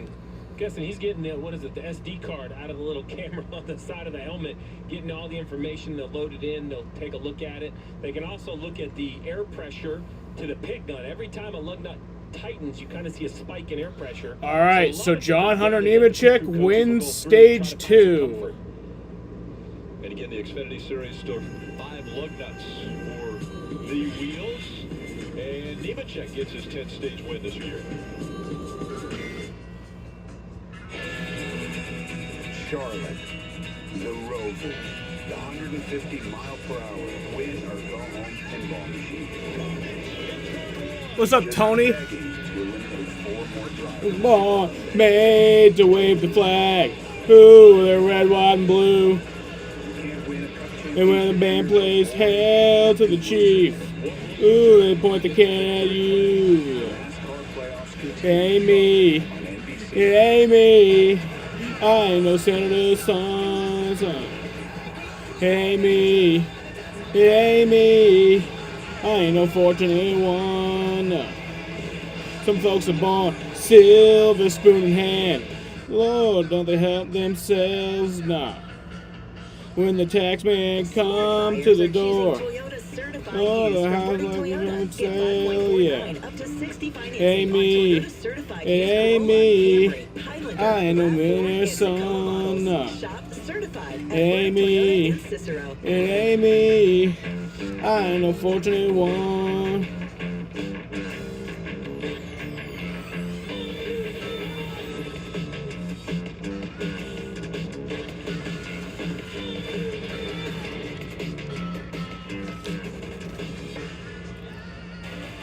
Some folks in hair, stars, spangled eyes. Ooh, they sent it down to war, Lord. And you ask them, how much should you give? Ooh, the only answer is more, Lord. Ain't me. It ain't me. I ain't no military son, Lord. It ain't me. It ain't me. I ain't no fortunate one. Me. It ain't me. I'm the fortunate one. I remember Psycho Kid kills father. Yeah, man. That was a great fucking series. Probably one of my favorite pieces of art ever made was that series. And so do our other carefully chosen used rides. Find better used every day at Burdick Toyota in Cicero. Shop BurdickToyota.com. NBC3, honored for excellence with a regional Edward R. Murrow Award. Why am I just singing Creedence Clearwater? Credit One Bank, a credit card company, and by Marathon. Left a good job in the city, working for the man every night and day. And I never lost 1 minute of sleep. I'm worried about the man. It might have been. Big wheel keep on turning. Proud Mary keep on burning. Rolling, rolling, rolling on a river. Cleaned a lot of plates in Memphis. Pumped a lot of pain down in New Orleans. I never saw the good side of a city till I hitched a ride on a riverboat queen. Big wheel keep on turning. Proud Mary keep on burning. Rolling, rolling, rolling on a river. And what Jesse did to his father? Jesse killed his father. He shot him. He said, you know what he said to him? He said, really? That's the last fucking thing you say to me? Is that the games made me this way? No, Dad. No, it was you. It was you. You made me this way! You made me this way! And they shot him. Freshly made food at a fair price is just what we do. In fact, we've got over 20 meals under $12. Each served with a helping of care. Cracker Barrel. Take care now. You're so much more than just a landowner. You're a gardener. Here, we'll have one more Creedence Clearwater song after we go back green. A landscaper. I hope you guys have been enjoying my Creedence Clearwater performances. Powerful, durable component. I feel bad for Jesse. More goes into it, so you get more out of it. Yeah, me too. His father was a dick. I mean, it's all a series, but I mean, I'm thinking of like the character in that situation, like how you would look at any TV show, like, you know, I feel bad for that character. I feel bad for all he wanted to do was be happy and make his family happy, and his dad was a dick. It's a super skill set.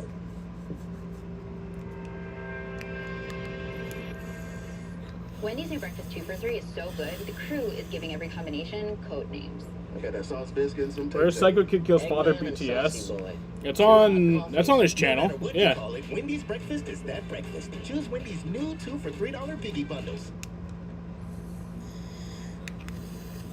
Well, get your popcorn ready. Sunday Night Football. Dak Prescott and the 3-1 Cowboys visit Nick Bosa and the 4-0 San Francisco 49ers. Yeah, the behind the scenes is on this channel. At 7 p.m. Eastern on NBC, Peacock, and Telemundo. Right now, you're watching NASCAR Xfinity Series playoffs. Drive for the Cure 250. And right now, Parker Kligerman running in the 15th position, hoping that he can advance. And Kim, his owner, is hoping the same thing. That's right, Rick, here to cheer on Parker. Team owner Scott Borchetta. You love McJuggerNuggets, me too. Might be even Probably my favorite YouTuber of all time. that this team has had, and I say that because Scott Pretty close with him and he's a H3. racer himself, and 5 months ago he was competing in a Trans Am race at Road Atlanta. You're seeing that accident there. His brakes failed, leading to That's fucking that terrifying. resulted in over 10 broken bones, internal injuries. Scott, well, he's lucky to be alive, and just talking to him today in the hauler, you would never guess he was in a life-threatening crash. He has accomplished so much in his life and his career, but Parker told me seeing Scott's excitement throughout the course of this playoffs has showed him how much this matters to him, how much the team means to him, and what an accomplishment in only their 3rd season, Big Machine Racing, going after a title. And Steve, I remember at Richmond, we got on the elevator with Scott, and he was in a wheelchair, and we're like, man, my goodness, how are you doing? 150 miles an hour is how fast he was going when the brakes failed on that car. Yeah, we know what that turn 1 is. Brad Keselowski had an accident in that same corner testing years ago, and it was great to see Scott at the racetrack, and he's what this, we talk a lot about this series for drivers and things like this, but let's not forget what this is for owners as well. This is a great place for an owner like Scott to figure out his way into NASCAR. He's been a huge proponent of racing and NASCAR, and it's been so much fun to see his excitement as his car is now in the playoffs. He's living every pass, every lap. Yep, enjoying every single moment and hoping that his car and driver can make it into the next round. As we see the choose, and the 1 will be on the outside. The 00 of Cole Custer will be on the inside when they come to turn number 1. Well, Rick, look at these points. So this right here has Mayer winning this race, and that would automatically advance him into the next round of playoffs.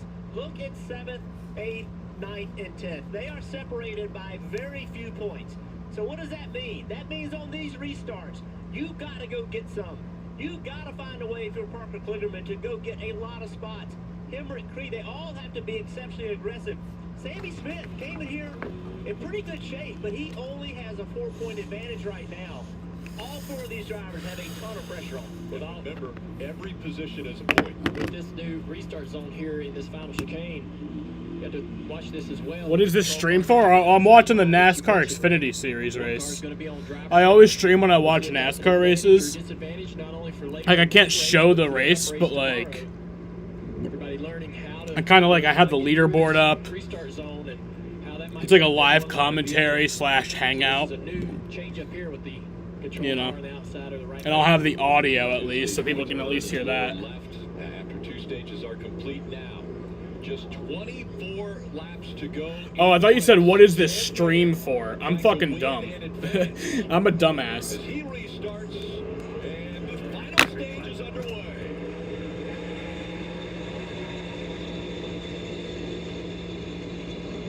Fighting on the outside through turn 1, he's cleared the 00. What is Scream for? I don't even know. I don't even know what that is. Yeah, I mean, I'm assuming it's a horror movie. And I'm assuming it's the 4th edition of that horror movie series. Sam Mayer trying to run away from Cole Custer. I mean, I think I've heard of the Scream movies. I've just never seen them.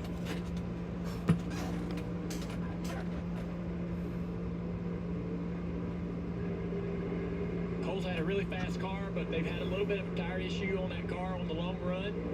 The 7 car of Allgaier equally as quick as anybody in the top 3, but he's worried about whether they got the lugs tight or not on that car. Parker Kligerman clearing the 27 of Jeff Burton. And look at the points as they run. Hemrick and Creed tied. going to be a bunch of contact as these drivers try to work their way through this traffic. Early in the evening, just about supper time. Over by the courthouse, they're starting to wind. 4 kids on the corner, trying to bring you up. Willie puts the tune out, he blows it in the harp. Down on the corner, out in the street. Willie and poor boys are playing, bring a nipple, tap your feet. Reach a washboard, people just gotta smile. Blinky thumps it got bass, solos for a while. Poor boy thanks the rhyme out on his Kalamazoo. And Willie goes to a dance and doubles on kazoo. Down on the corner, out in the street. And the poor boys are playing, bring a nickel, tap your feet.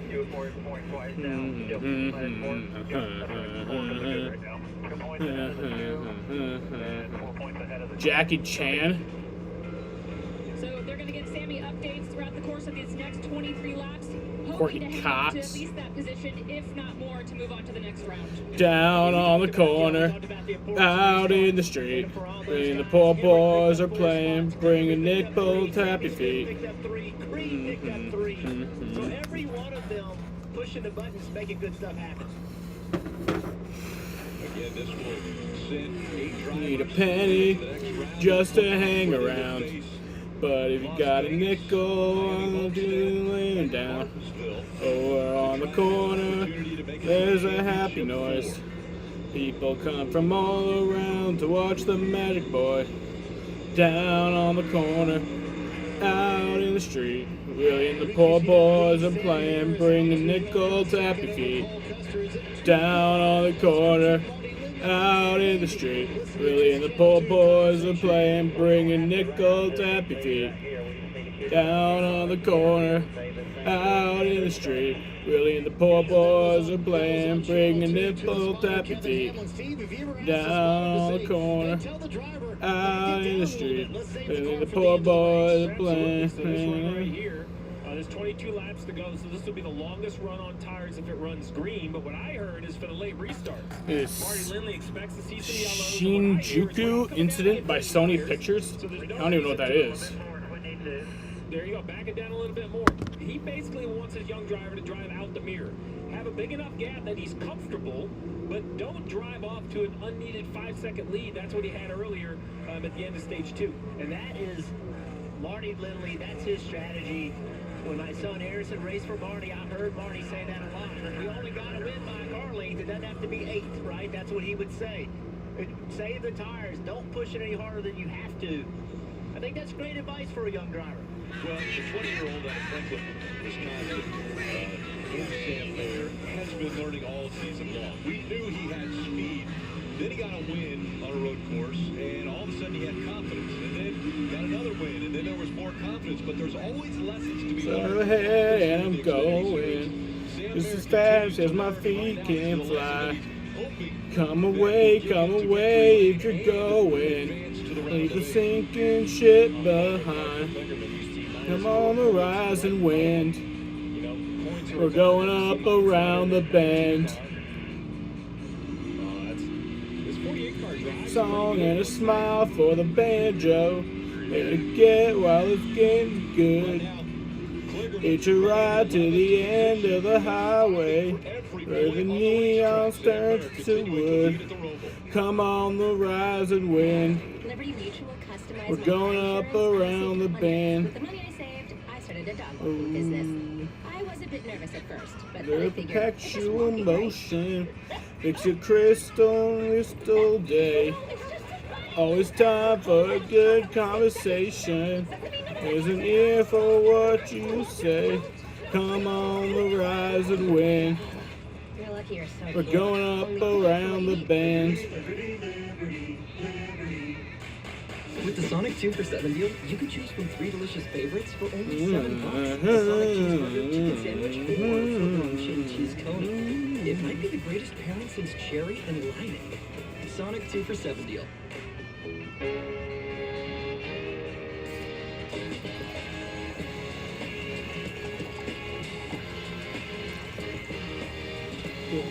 a ride to the end of the highway, and we'll meet by the big red tree.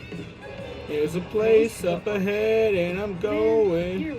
Come along with me. Come on the rising wind. We're going up around the bend.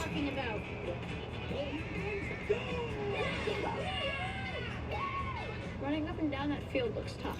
Y'all better fucking like. Get way more into Y'all better appreciate my Creedence Clearwater covers. You snooze, you lose. At Alright. We've got you covered with top mattress brands at winning prices, and you can snooze Shit don't just come out of your ass. You know, that's from the heart. in-store or online today.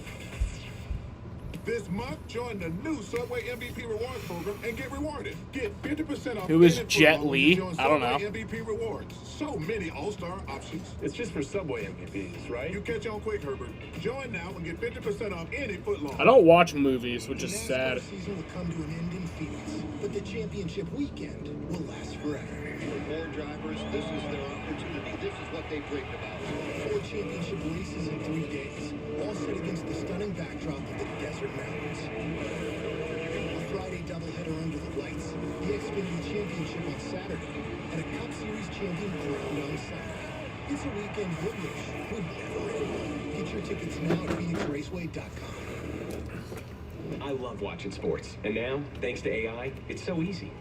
P-Card has the most live sports of any stream. Thanks, Allen Iverson.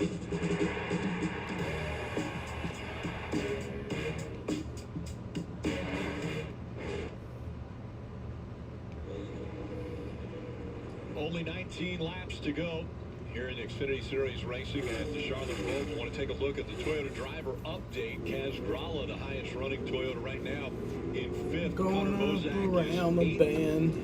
Myatt Snyder behind the wheel of the 19, running in the 10th position. Sammy Smith is 14th, and John Hunter Nemechek has not been a race-winning day for John Hunter Nemechek as he's back in 17th. But again, John Hunter Nemechek, the winningest driver. There's a bad year, moon 7 on wins the rise. already, and 1 in this round, so he is advancing into the round of 8. Ty Snyder in this 19 car is doing a really nice job. Parker Kligerman just got by him, had to make an aggressive move under a braking zone to make it happen, and now Hemrick's got to answer the call. There it is, another aggressive move. Oh, someone's slow. Oh, that's he's just stopping. I think he missed a. The chicane, 44 to 45 got together. One missing the curbs as we watch this battle here continue. Myatt Snyder fighting as hard as he can to keep these positions. And Hemrick knows he needs to get by because currently, he's 2 points out. And that's a spot right there, and that's a point. So Hemrick's got to push some buttons here. Not Myatt's job to worry about Hemrick's points, I can tell you that. But this is a good run right here by Hemrick. It'll be a heavy battle under I've seen Jet Li's movie Hitman or Contract Killer. I haven't seen any of those. I should watch more movies. Jed Burton. Now to the 19. Jed Burton in the 27, chasing after Myatt Snyder in that 19. Jeb's done a great job today. Making some good time with that number 27 car. Sammy Smith. Are they good? Sammy's only 5 points to the good at the moment. Any mistake, and you could be out. I do want to mention that 9 of Brandon Jones had a speeding penalty on pit road earlier. So I want to make sure that that penalty was acknowledged. Yes. Clearly getting by Ryan Sieg right here for a position. Clear. Good run by Sieg. That Every time Parker Kligerman makes a pass, you see the number get lower. It's -3 now behind Creed. But Hemrick also fighting as well in the 10. So as soon as Hemrick gets by that 39, it's going to be a tie again between Creed and Hemrick. I really want Sheldon to move on. 18 is Sammy Smith. That's who the 2 of Creed is behind currently. You see he's only a couple car lengths behind him, but Sammy Smith is not going to be an easy pass. And there's a lot of fast cars right there behind both these drivers. Nemechek, George Taylor in the 11. Chandler Smith, so there's still some possibilities for them to lose a few more positions. Sammy Smith, in particular, if he doesn't maintain his track position, that could get him even closer to that bubble. It's a tough spot for Sammy, right? He's 5 points to the good. He's afraid to make a mistake because he's in. He's got plenty of gap, right? But if you don't push hard enough, they get by you and now you're out. So you don't want to make a mistake, but if you get too complacent, you get yourself in trouble that way as well. Rated R for violence and some language. Describe this race to me as trying to find the perfect balance of caution and aggression. And right now, might need to dial up the aggression level just a little bit because one of their goals today was to stay close to the 10 of Daniel Hemrick and the 48 of Parker Kligerman. Both those cars running a handful of cars ahead of Creed, who's currently in the 15th position. Remember, the reason it's so tight right now around the cut line, and as a matter of fact, it's tied between Hemrick and Creed, is because Sam Mayer is leading. Sam was below all of these drivers. Oh, the 08's around. That might bring out a caution. Oh, wow. Get out of there without any issue. No yellow. Very close there for Stephen Parsons. Stephen Parsons keeps going.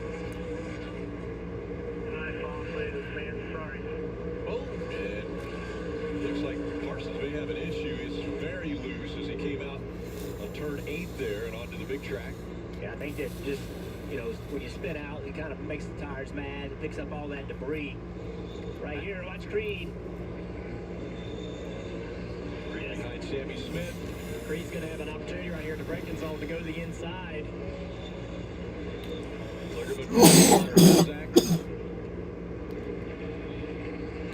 That puts Kligerman 2 points back. This is crazy. Point battle. Yeah, the tiebreaker is going to go right now. If it's between Hemrick and Creed, it goes to Hemrick because he has a second place finish in this round. Sammy's done a really good job here, but you can see that he just lacks a tiny bit of that experience in racecraft to be able to make this pass on the 19. Everyone in front of him with more time, more experience in this series has been able to get around the 19 car, whereas Sammy Smith's sort of trapped behind him without the tools mentally to be able to make that pass, and that's given Creed the opportunity here. Creed, Hemrick, Kligerman separated by 2 points, 2 positions on the racetrack.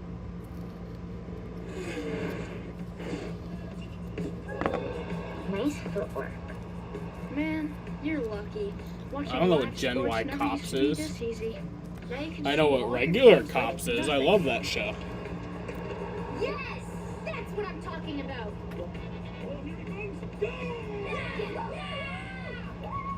Running up and down that field looks Bad boys, what you gonna do when they're gonna come for you? With Sonic Trick or Treat Blast, you get the he was cookie just pieces, Heath Toffee, and M&M's Minis blended with creamy soft serve. 3 Halloween favorites, without even having to steal from your children.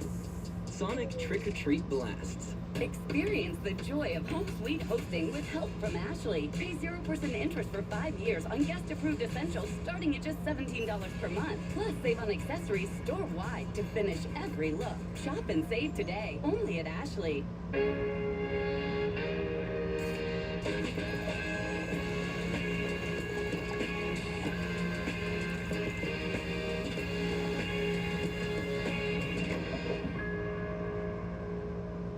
I watched my first race yesterday. You're on the team, kid. It's orientation day. Hey, new guy. Let's get you up to speed. Let's go.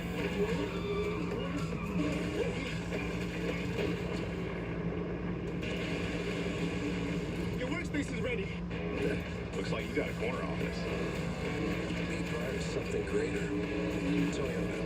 Let's go places. I'm all about fall, especially this new pumpkin spice frosty. Yeah, after it. So I'm taking some me time out here. Question for you. So, fries are a utensil, right? Good question.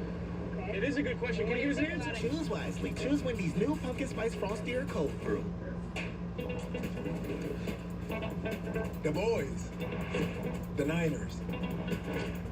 Lot of history between these two. Games that launched dynasties. and games that ended seasons. I've seen it from both sides. Oh my goodness. Going to the stop. This rivalry on Sunday night is Cowboys and Niners, baby. Better get your popcorn ready. I got an idea for an experiment.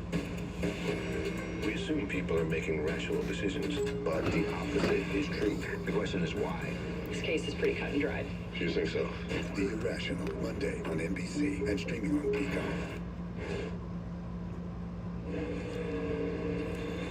Under 13 to go in Xfinity Series elimination race. And tomorrow it's the Cup Series turn. At 2 o'clock on NBC, it's Countdown to Green. And 2:30, Cup Series playoffs with NASCAR America Post Race at 6 o'clock just after the checkered flag flies. Again, that's streaming on Peacock. And the big news today was Kyle Larson getting into the wall in practice, not being able to qualify, and he will have to start at the back of the field. So Kyle Larson in jeopardy of advancing out of the elimination race tomorrow. Marty.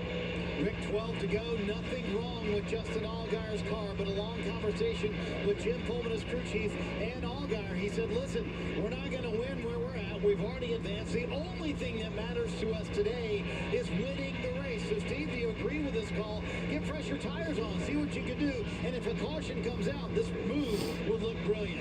So they want to come get tires now because, as Marty pointed out, if the caution comes out, you expect some of the field to pit. Probably not all of them. Listen, I don't think he's going to finish better than where he was running in third. Well, there's your yellow, unless you... Oh, caution's out. I didn't know. Good thing it's Vegas next week. Take care of that same luck to Las Vegas. And we're hearing debris on the racetrack is what we're hearing from NASCAR. Don't know where that is yet. So now we saw Allgaier pit, so he'll cycle back, I don't know, maybe just inside the top 20, which is still going to be a tall task, 12 to go. The fresh tires will absolutely help. The real question, though, is what do you do now? Do you come and get tires? Do you not? If you are Kligerman or Hemrick or Creed, I mean, that's the points battle we're looking at. Sammy Smith. Who is Denise Richards Samuel? I have heard that name. I don't know who that is, though. To have tires, there are currently 12 laps on these tires. There's going to be probably 9-ish to go when we take the green. And will we run 9 laps, or will we continue to see yellows on these? Don't go around tonight, round to get your head. There's a bad moon on the rise. Side of that curving, but we see them racing on that curving so much that ends up being the issue. That's the final turn of the chicane here on the front stretch. Red, white, and blue. Maybe a sign that was down there. Somebody went through the chicane, missing the chicane, taking out the restart zone. It ain't me. It ain't me. I ain't no fortunate son. It ain't me. It ain't me. I ain't a millionaire son. Do you say, are we okay, or should we come down and get new fresh tires? Oh, I'm not worried about those tire issues. Now I'm not sitting in the car. So She's from 2.5 Men. I do think those blisters are, they're not the best thing in the world, but I don't believe that the 00, I don't think the 1, there's no way you can give up track position if you're in the front 5 or 6. No one has moved through the field after these pit stops, so pitting is going to be very difficult. The question isn't what you do, it's what everyone else does. I think Sam Mayer and Cole Custer will absolutely stay out, but if 5th on back come for tires, it's game over. If 12th on back come for tires, you're okay. You can protect against 10. That's what makes pit strategy so difficult. It's like calling an offense in the football game, but you're only calling it against one defense. So it's kind of a man-to-man matchup. In this situation, you're trying to guess what 15 or 20 other cars are going to call, and if you get it wrong, so right now you're on your scanner, you're listening to what everybody's trying to say. You might even have a couple engineers listening to other teams. You might have some key teams. If I'm the playoff cars of Sammy Smith, Hemrick, Creed, and Kligerman, I for sure assigned somebody each of those cars before this race started. You see everybody up, ready for action. That's Marty Lindley right there, the crew chief for Sam Mayer. And some of these drivers are getting this as an answer. Just do what the car in front of you doesn't do. Yeah. If he pits, you stay out. If he stays out, you pit. You even go to the point of saying, hey, if 3 pit, you stay. If 4, you can get those instructions as well. You got to be counting cars as they're coming down pit road. Let's listen in to Sheldon Creed's radio. Yeah, we may have to take a chance, you know what I mean? Even if we're the first one to pit road, we might drag a bunch behind us, but we're just so right on the cut line right now, you know what I'm saying? I don't hate that call from Creed. I mean, he's running 13th, and my fear is, I think on a normal race, I would say 16th to 17th is pitting. If I'm the 2 car, I am absolutely coming for tires here, Marty. I know their teammates just made the right call, as you said. Maybe they should play that hand in Vegas next week. But right now, Marty Lindley is telling Sam Mayer, we're pitting. And they agree with the 2 team. They think they're going to drag everybody else down pit road as well. Well, then if I'm the 8, I'm staying out from the 6th position, Josh Berry, because I'm in a must-win situation. The last thing I'm going to do is follow cars down pit road. I have to be opposite of the 1. So we'll see who comes. And the 1 is going to come onto pit road. The leader of the race decides to come get tires. Kim. And Parker Kligerman, one of those drivers. So Allgaier will get the lead. They will make a stop. Parker saying, drive on the still at premium. They'll go back on air pressures on these 4 fresh Goodyear tires they'll take, Dave. Austin Hill in the 21 was running 5th. He was always going to come. He's a little bit of adjustment, a little more turn needed, Marty. Marty Lindley was right. They drug everybody down pit road. Cole Custer, bottom left of your screen, saying he's having a little bit of trouble on exit of the corner. They asked Sam Mayer, how hard have you been pushing that? Remember that radio conversation earlier? He said it was 90%, the hardest I've been all day long. But look at that, Cole Custer's team with the stop. They will gain the track position here on pit road, but the 27 and the 7 stayed out, Rick. Yeah, a couple guys stayed out. We'll reset them when we come back.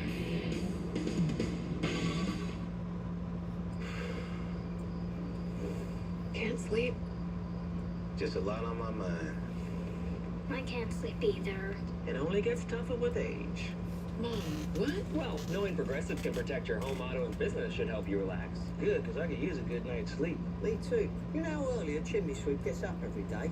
Wait, is this all a dream? Why would Jamie be in my dream? I am America's biggest spokesperson. Debatable. I said biggest. Well, he's got you there. The new Subway MVP rewards earns you points when you order. Super Bowl MVPs really do get all the perks? I'm talking about Subway MVP. It's a way bigger deal. You get a trophy for that? I wish.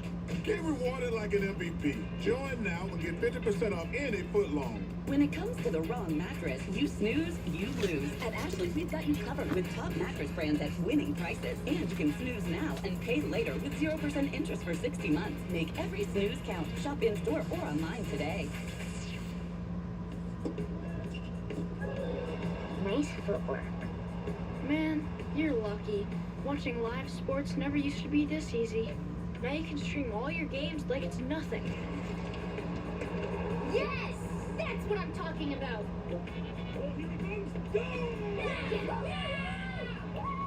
Running up and down that field looks tough. It's a pitch. Get way more into what you're into when you stream on the Xfinity 10G network. All the parts you need at the prices you want. Guaranteed to fit every time. So you can keep your ride or die alive.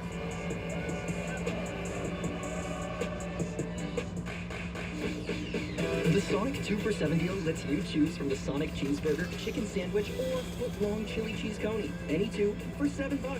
Because that friend that says they only want one bite never just wants one bite. Sonic 2 for $7 deal.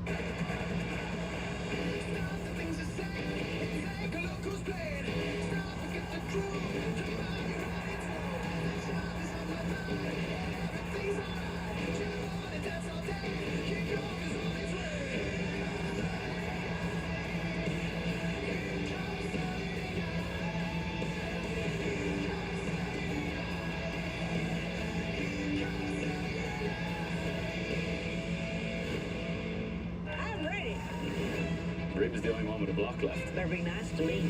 I'm trying to figure out who I'm going to block. Don't block me! I'm no dummy. The Voice, new Monday and Tuesday on NBC and streaming on Peacock. As NASCAR Xfinity Series playoffs will continue next Saturday from Las Vegas. That's the round of 8, and it's the first chance to punch a ticket in the championship 4. Race coverage on USA at 3:30 p.m. Eastern. All right, strategist, we have Jeb Burton, who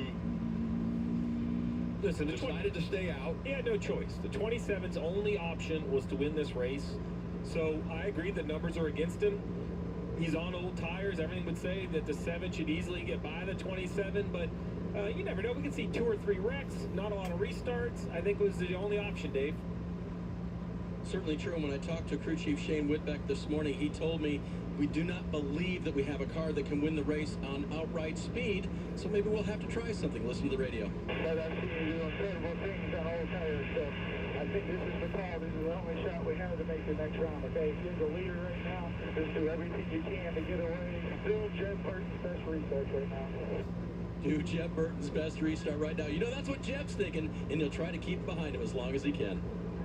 Yeah, one of the things that Jeb has done a great job of this year is restarts. If you think about what that team does, they are consistent, they finish races, and Jeb picks up spots on restarts. It's going to be hard for him here with older tires, but that was 100% the right call for them. His tires are old, but his car is not slow. We just saw on the graphic he finished in the top 10 Bro, in my stage fucking one. friend Throughout the race, running right now is glass. telling me that he's bringing shrooms across the border into Canada. A bit more speed, a bit more grip.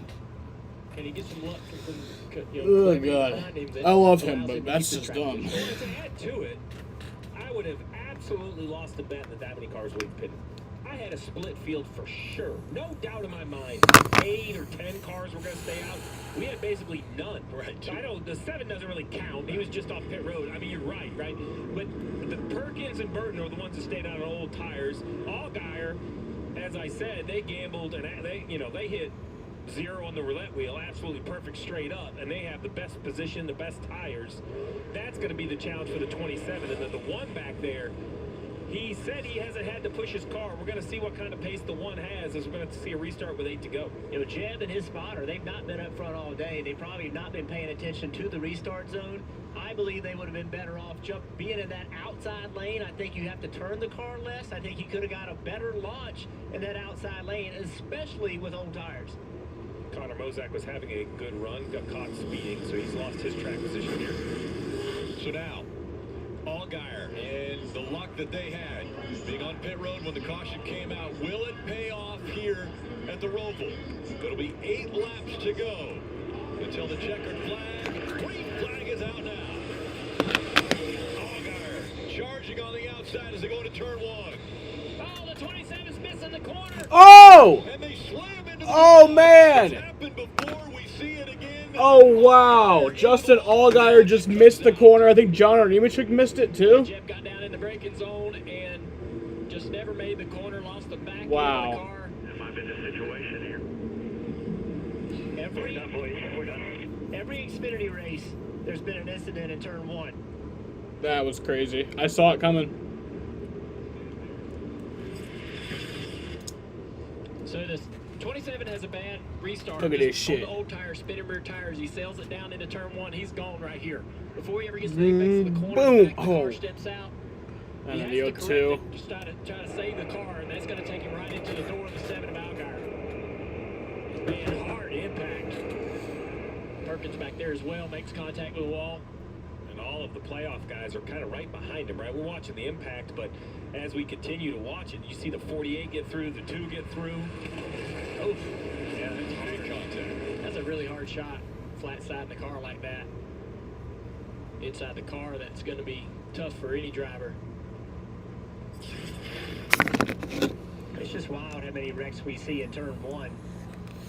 I thought it was the restart getting on the oval, but this didn't change it. Well, y'all made a great point that the 27 takes the inside, and they may have been a better off situation for them taking the outside. When he gets into the gas at the restart zone, spins the rear tires, trying to accelerate away. That allowed the 7 to match him at the start-finish line, then pull ahead. It forced Jeb to really charge the entry, probably more than he wanted to, unknowing how much grip he had in that car and what that car would do to perform in the turn, in the braking zone. So he got a little bit behind on the restart because of where he was, the lane he chose, and that forced him to really have to get too aggressive on the entry to one.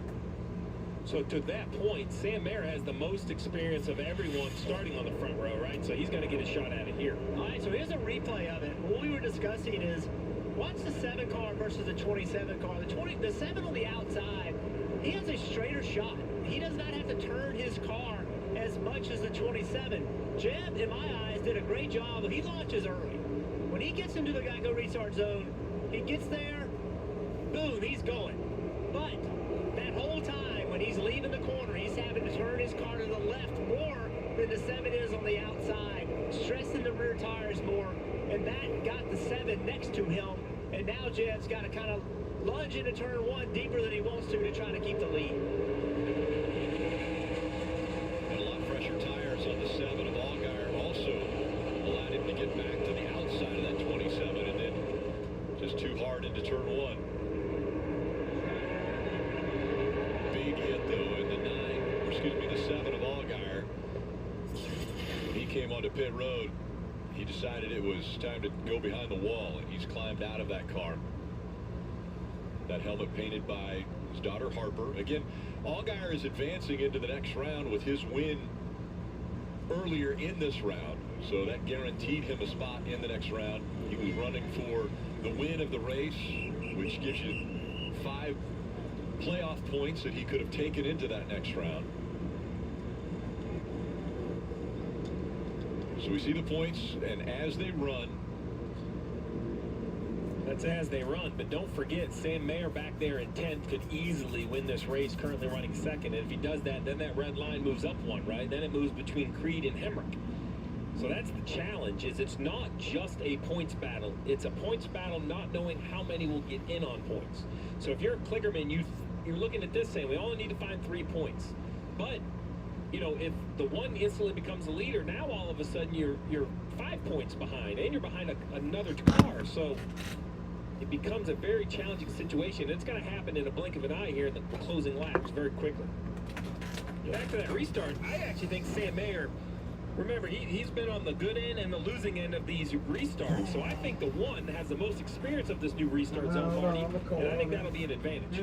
And that's a terrific point, Steve. Jonathan Toney, the crew chief for Cole Custer up front. There's a long debate about what they would do on the choose. Obviously, the right side, driver's right, is the most advantageous lane, but they're concerned if they give Cole Custer the inside, or I'm sorry, if they give Sam Mayer the inside, he would just restart and wash them up out of the racetrack. In fact, he told him a moment ago, he said, listen, 2 of the top 3 have to win this race to be able to advance to the next round. So the conservative route for Cole Custer would take the inside, and that's what they're going to do. They're going to take the inside for Cole Custer and give Sam Mayer the advantageous line. But Jeff, I think their concern is they just don't want to be cleaned out by either the 1 or the 8, who knows they must win if they want to advance. Now, you just have to make your best choice. You cannot control what other people do.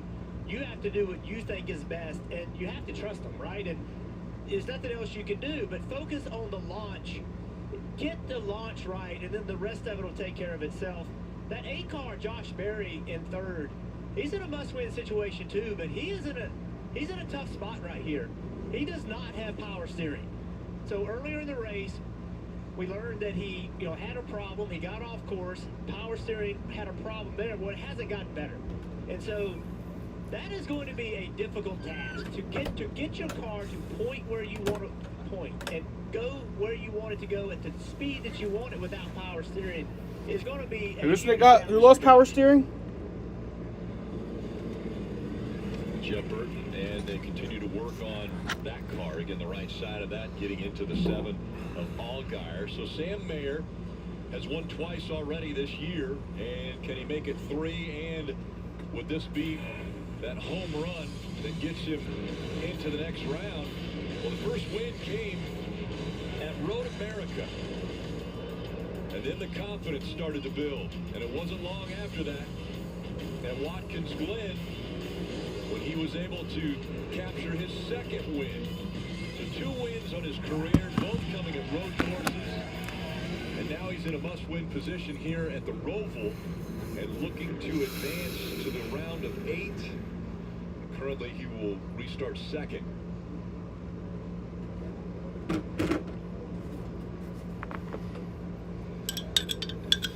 think we're getting to the choose right here. We'll see if everybody goes with what they said. Yep, so 00, as Marty reported, takes the inside. The 1 takes the outside. And I think the 1 is in a really, really, really good position here. I know Josh Berry doesn't have any power steering. We don't know how severe that situation is, but it doesn't sound good. But lining up third is not a bad position to be in as well. No power steering, though, at the Charlotte Roval. 2 cars on that last restart. This will be another situation where you could again see trouble for the 00 or the 1, or both of them together entering turn 1. Could open the door for Josh. Mike Green blame it on power steering. Take a look at what happened to Mark Kligerman on that most recent restart.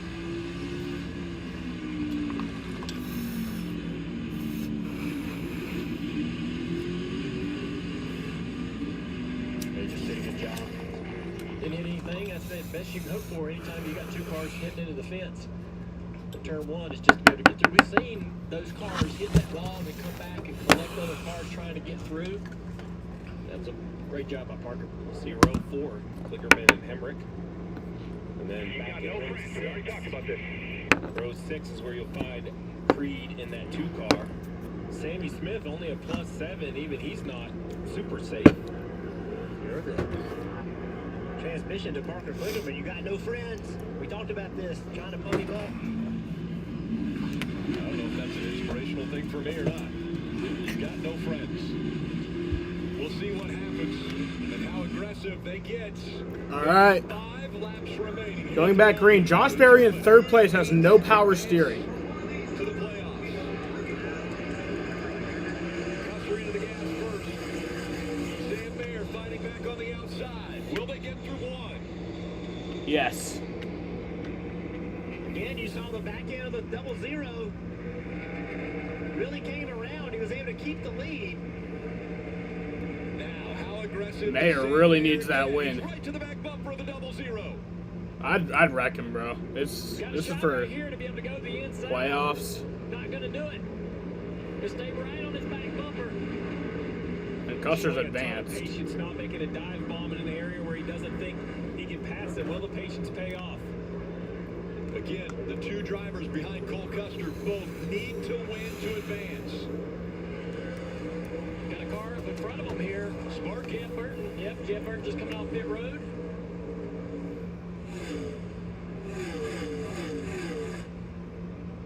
As they come into the braking zone, the backstretch chicane. They're going to catch Jeff Burton. Jeff Burton needs to move out of the way.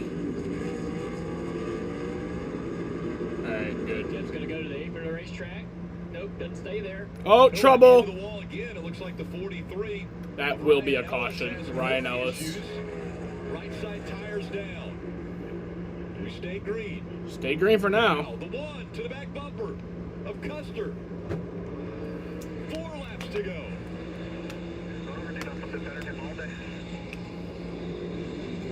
Trying to pressure this 00 into a mistake. Got a couple cars going around here on the front straightaway. Brandon Jones spins. Oh.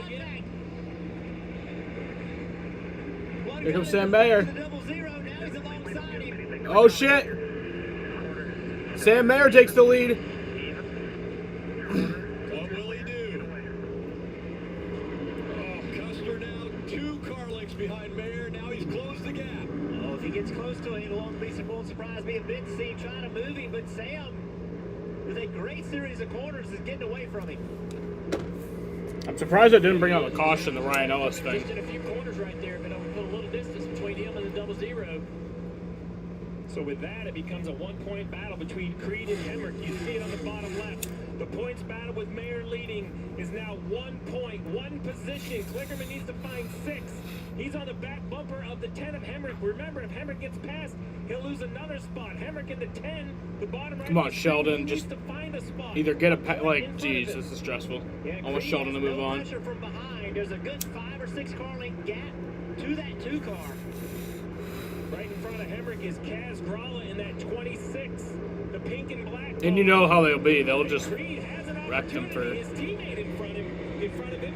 Can he get by the 21 of Hill? He'll need that point. And remember, some bad blood between these two at Bristol. They got into each other. There was an accident. So when you think, oh, it's a teammate, he'll get right out of the way. I'm not sure if that's the case of Austin Hill. I'm not sure he's really friendly with his teammate. Parker underneath. Right. Parker underneath the 10 car.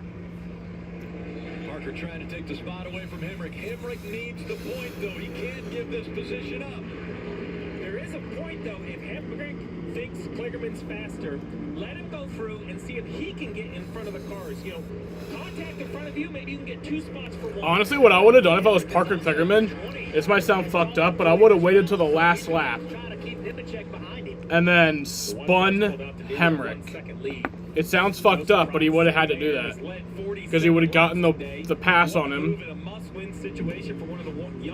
then Hemrick probably would have fell back enough spots to where Kligerman could move on. Continuing to pull away from Cole Custer. It'll be dirty as fuck though, but you gotta do it. Situation running third, and it's helpless back there, 1.9 seconds back.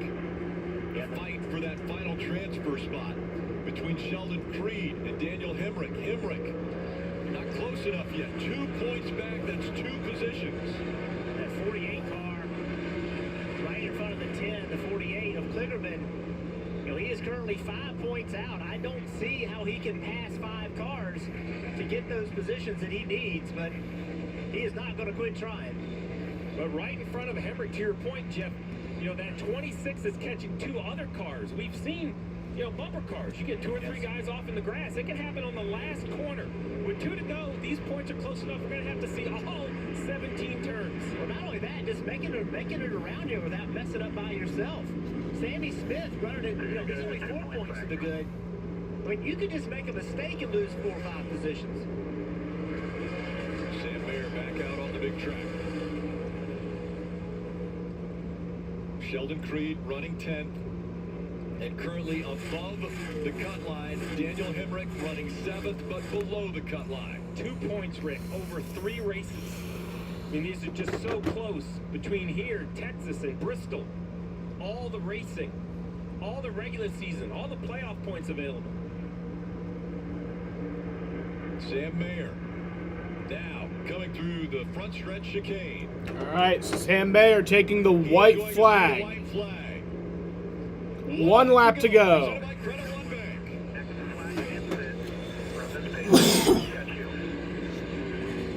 The 2, as you mentioned, Jeff, is in a really good spot. I think it's Hemrick who has the ability. Hemrick, can he find 2 points, 2 positions in front of him? And he just needs the 2 points because a tiebreaker goes to Hemrick. His second place finish is better than that of what Creed has. Well, and you mentioned it. What if Parker makes a lunge for life, so to speak, to try to make an aggressive move and gets himself and the guy in front of him in trouble? Then Hemrick can take advantage of it to pick up 2 spots. You saw the slide out of the Riley Herbst. You have Kaz Gralla right on his bumper, the 48 on his bumper. It's all in front of Hemrick. He's hoping for contact. You saw that 26. Yeah, a little bit of contact with the wall there. Watch the 48 car. He's got to make a move right here. Parker Kligerman, can he outbrake the car in front of him? It's a long way to go, but he's going to try. He's there. To the back bumper of Kaz Gralla. He can't not make that pass. As now Sam Mayer through the final turns here on the big track. And Sam Mayer is going to win at Charlotte. Running at 7th, but might not be able to make it on points. Creed Sam Mayer does it. 3 wins, 3 career wins, and the most important one, Sam Mayer wins his way to the round of 8. Ooh! Oh, I don't know. Hemrick might have. I don't think it would matter though. Yeah, I don't think that would matter. Wait, no, I think it would. I think that would matter. Because that was 2 spots. Oh my God, Hemrick might have just gotten in. Hemrick knew something was coming. He did a great job of kind of setting himself up to get a run off of this front stretch chicane. It just wasn't enough to do it. Kligerman had to try to make something happen. Hemrick knew it. What a finish. Sam Mayer wins his way into the next round in a must-win situation. This is This has been a big year for Sam Mayer, and I would say the second half of this year. Sam Mayer, we saw him early in his career making a lot of mistakes, almost trying too hard. And recently, he has had some big step-up moments, and this one is the biggest of all. Coming into this racetrack, knowing he has to win to make the next round of the playoffs, stepping up and doing it. This is something that will benefit Sam Mayer's career for the rest of the time he drives a race car.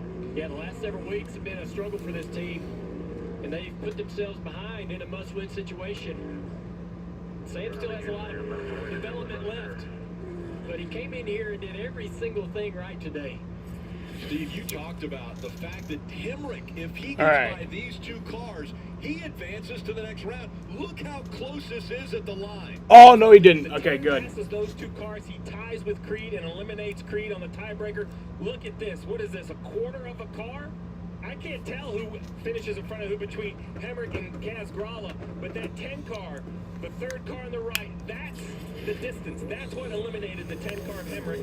5 feet. He's 5 feet away from passing those two cars and advancing to the next round. That's how close it was.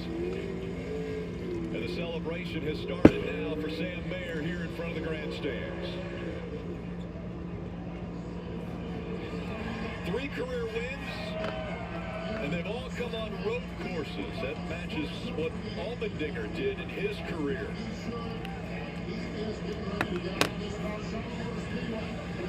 Sam Mayer.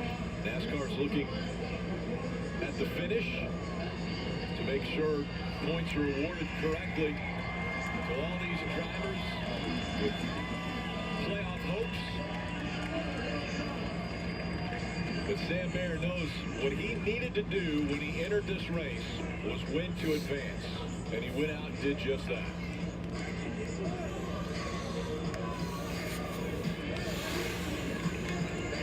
Steve, now that we see the income, obviously hindsight 2020, but that pit stop, when they came at the caution with just about 10 laps to go in the race, everybody came.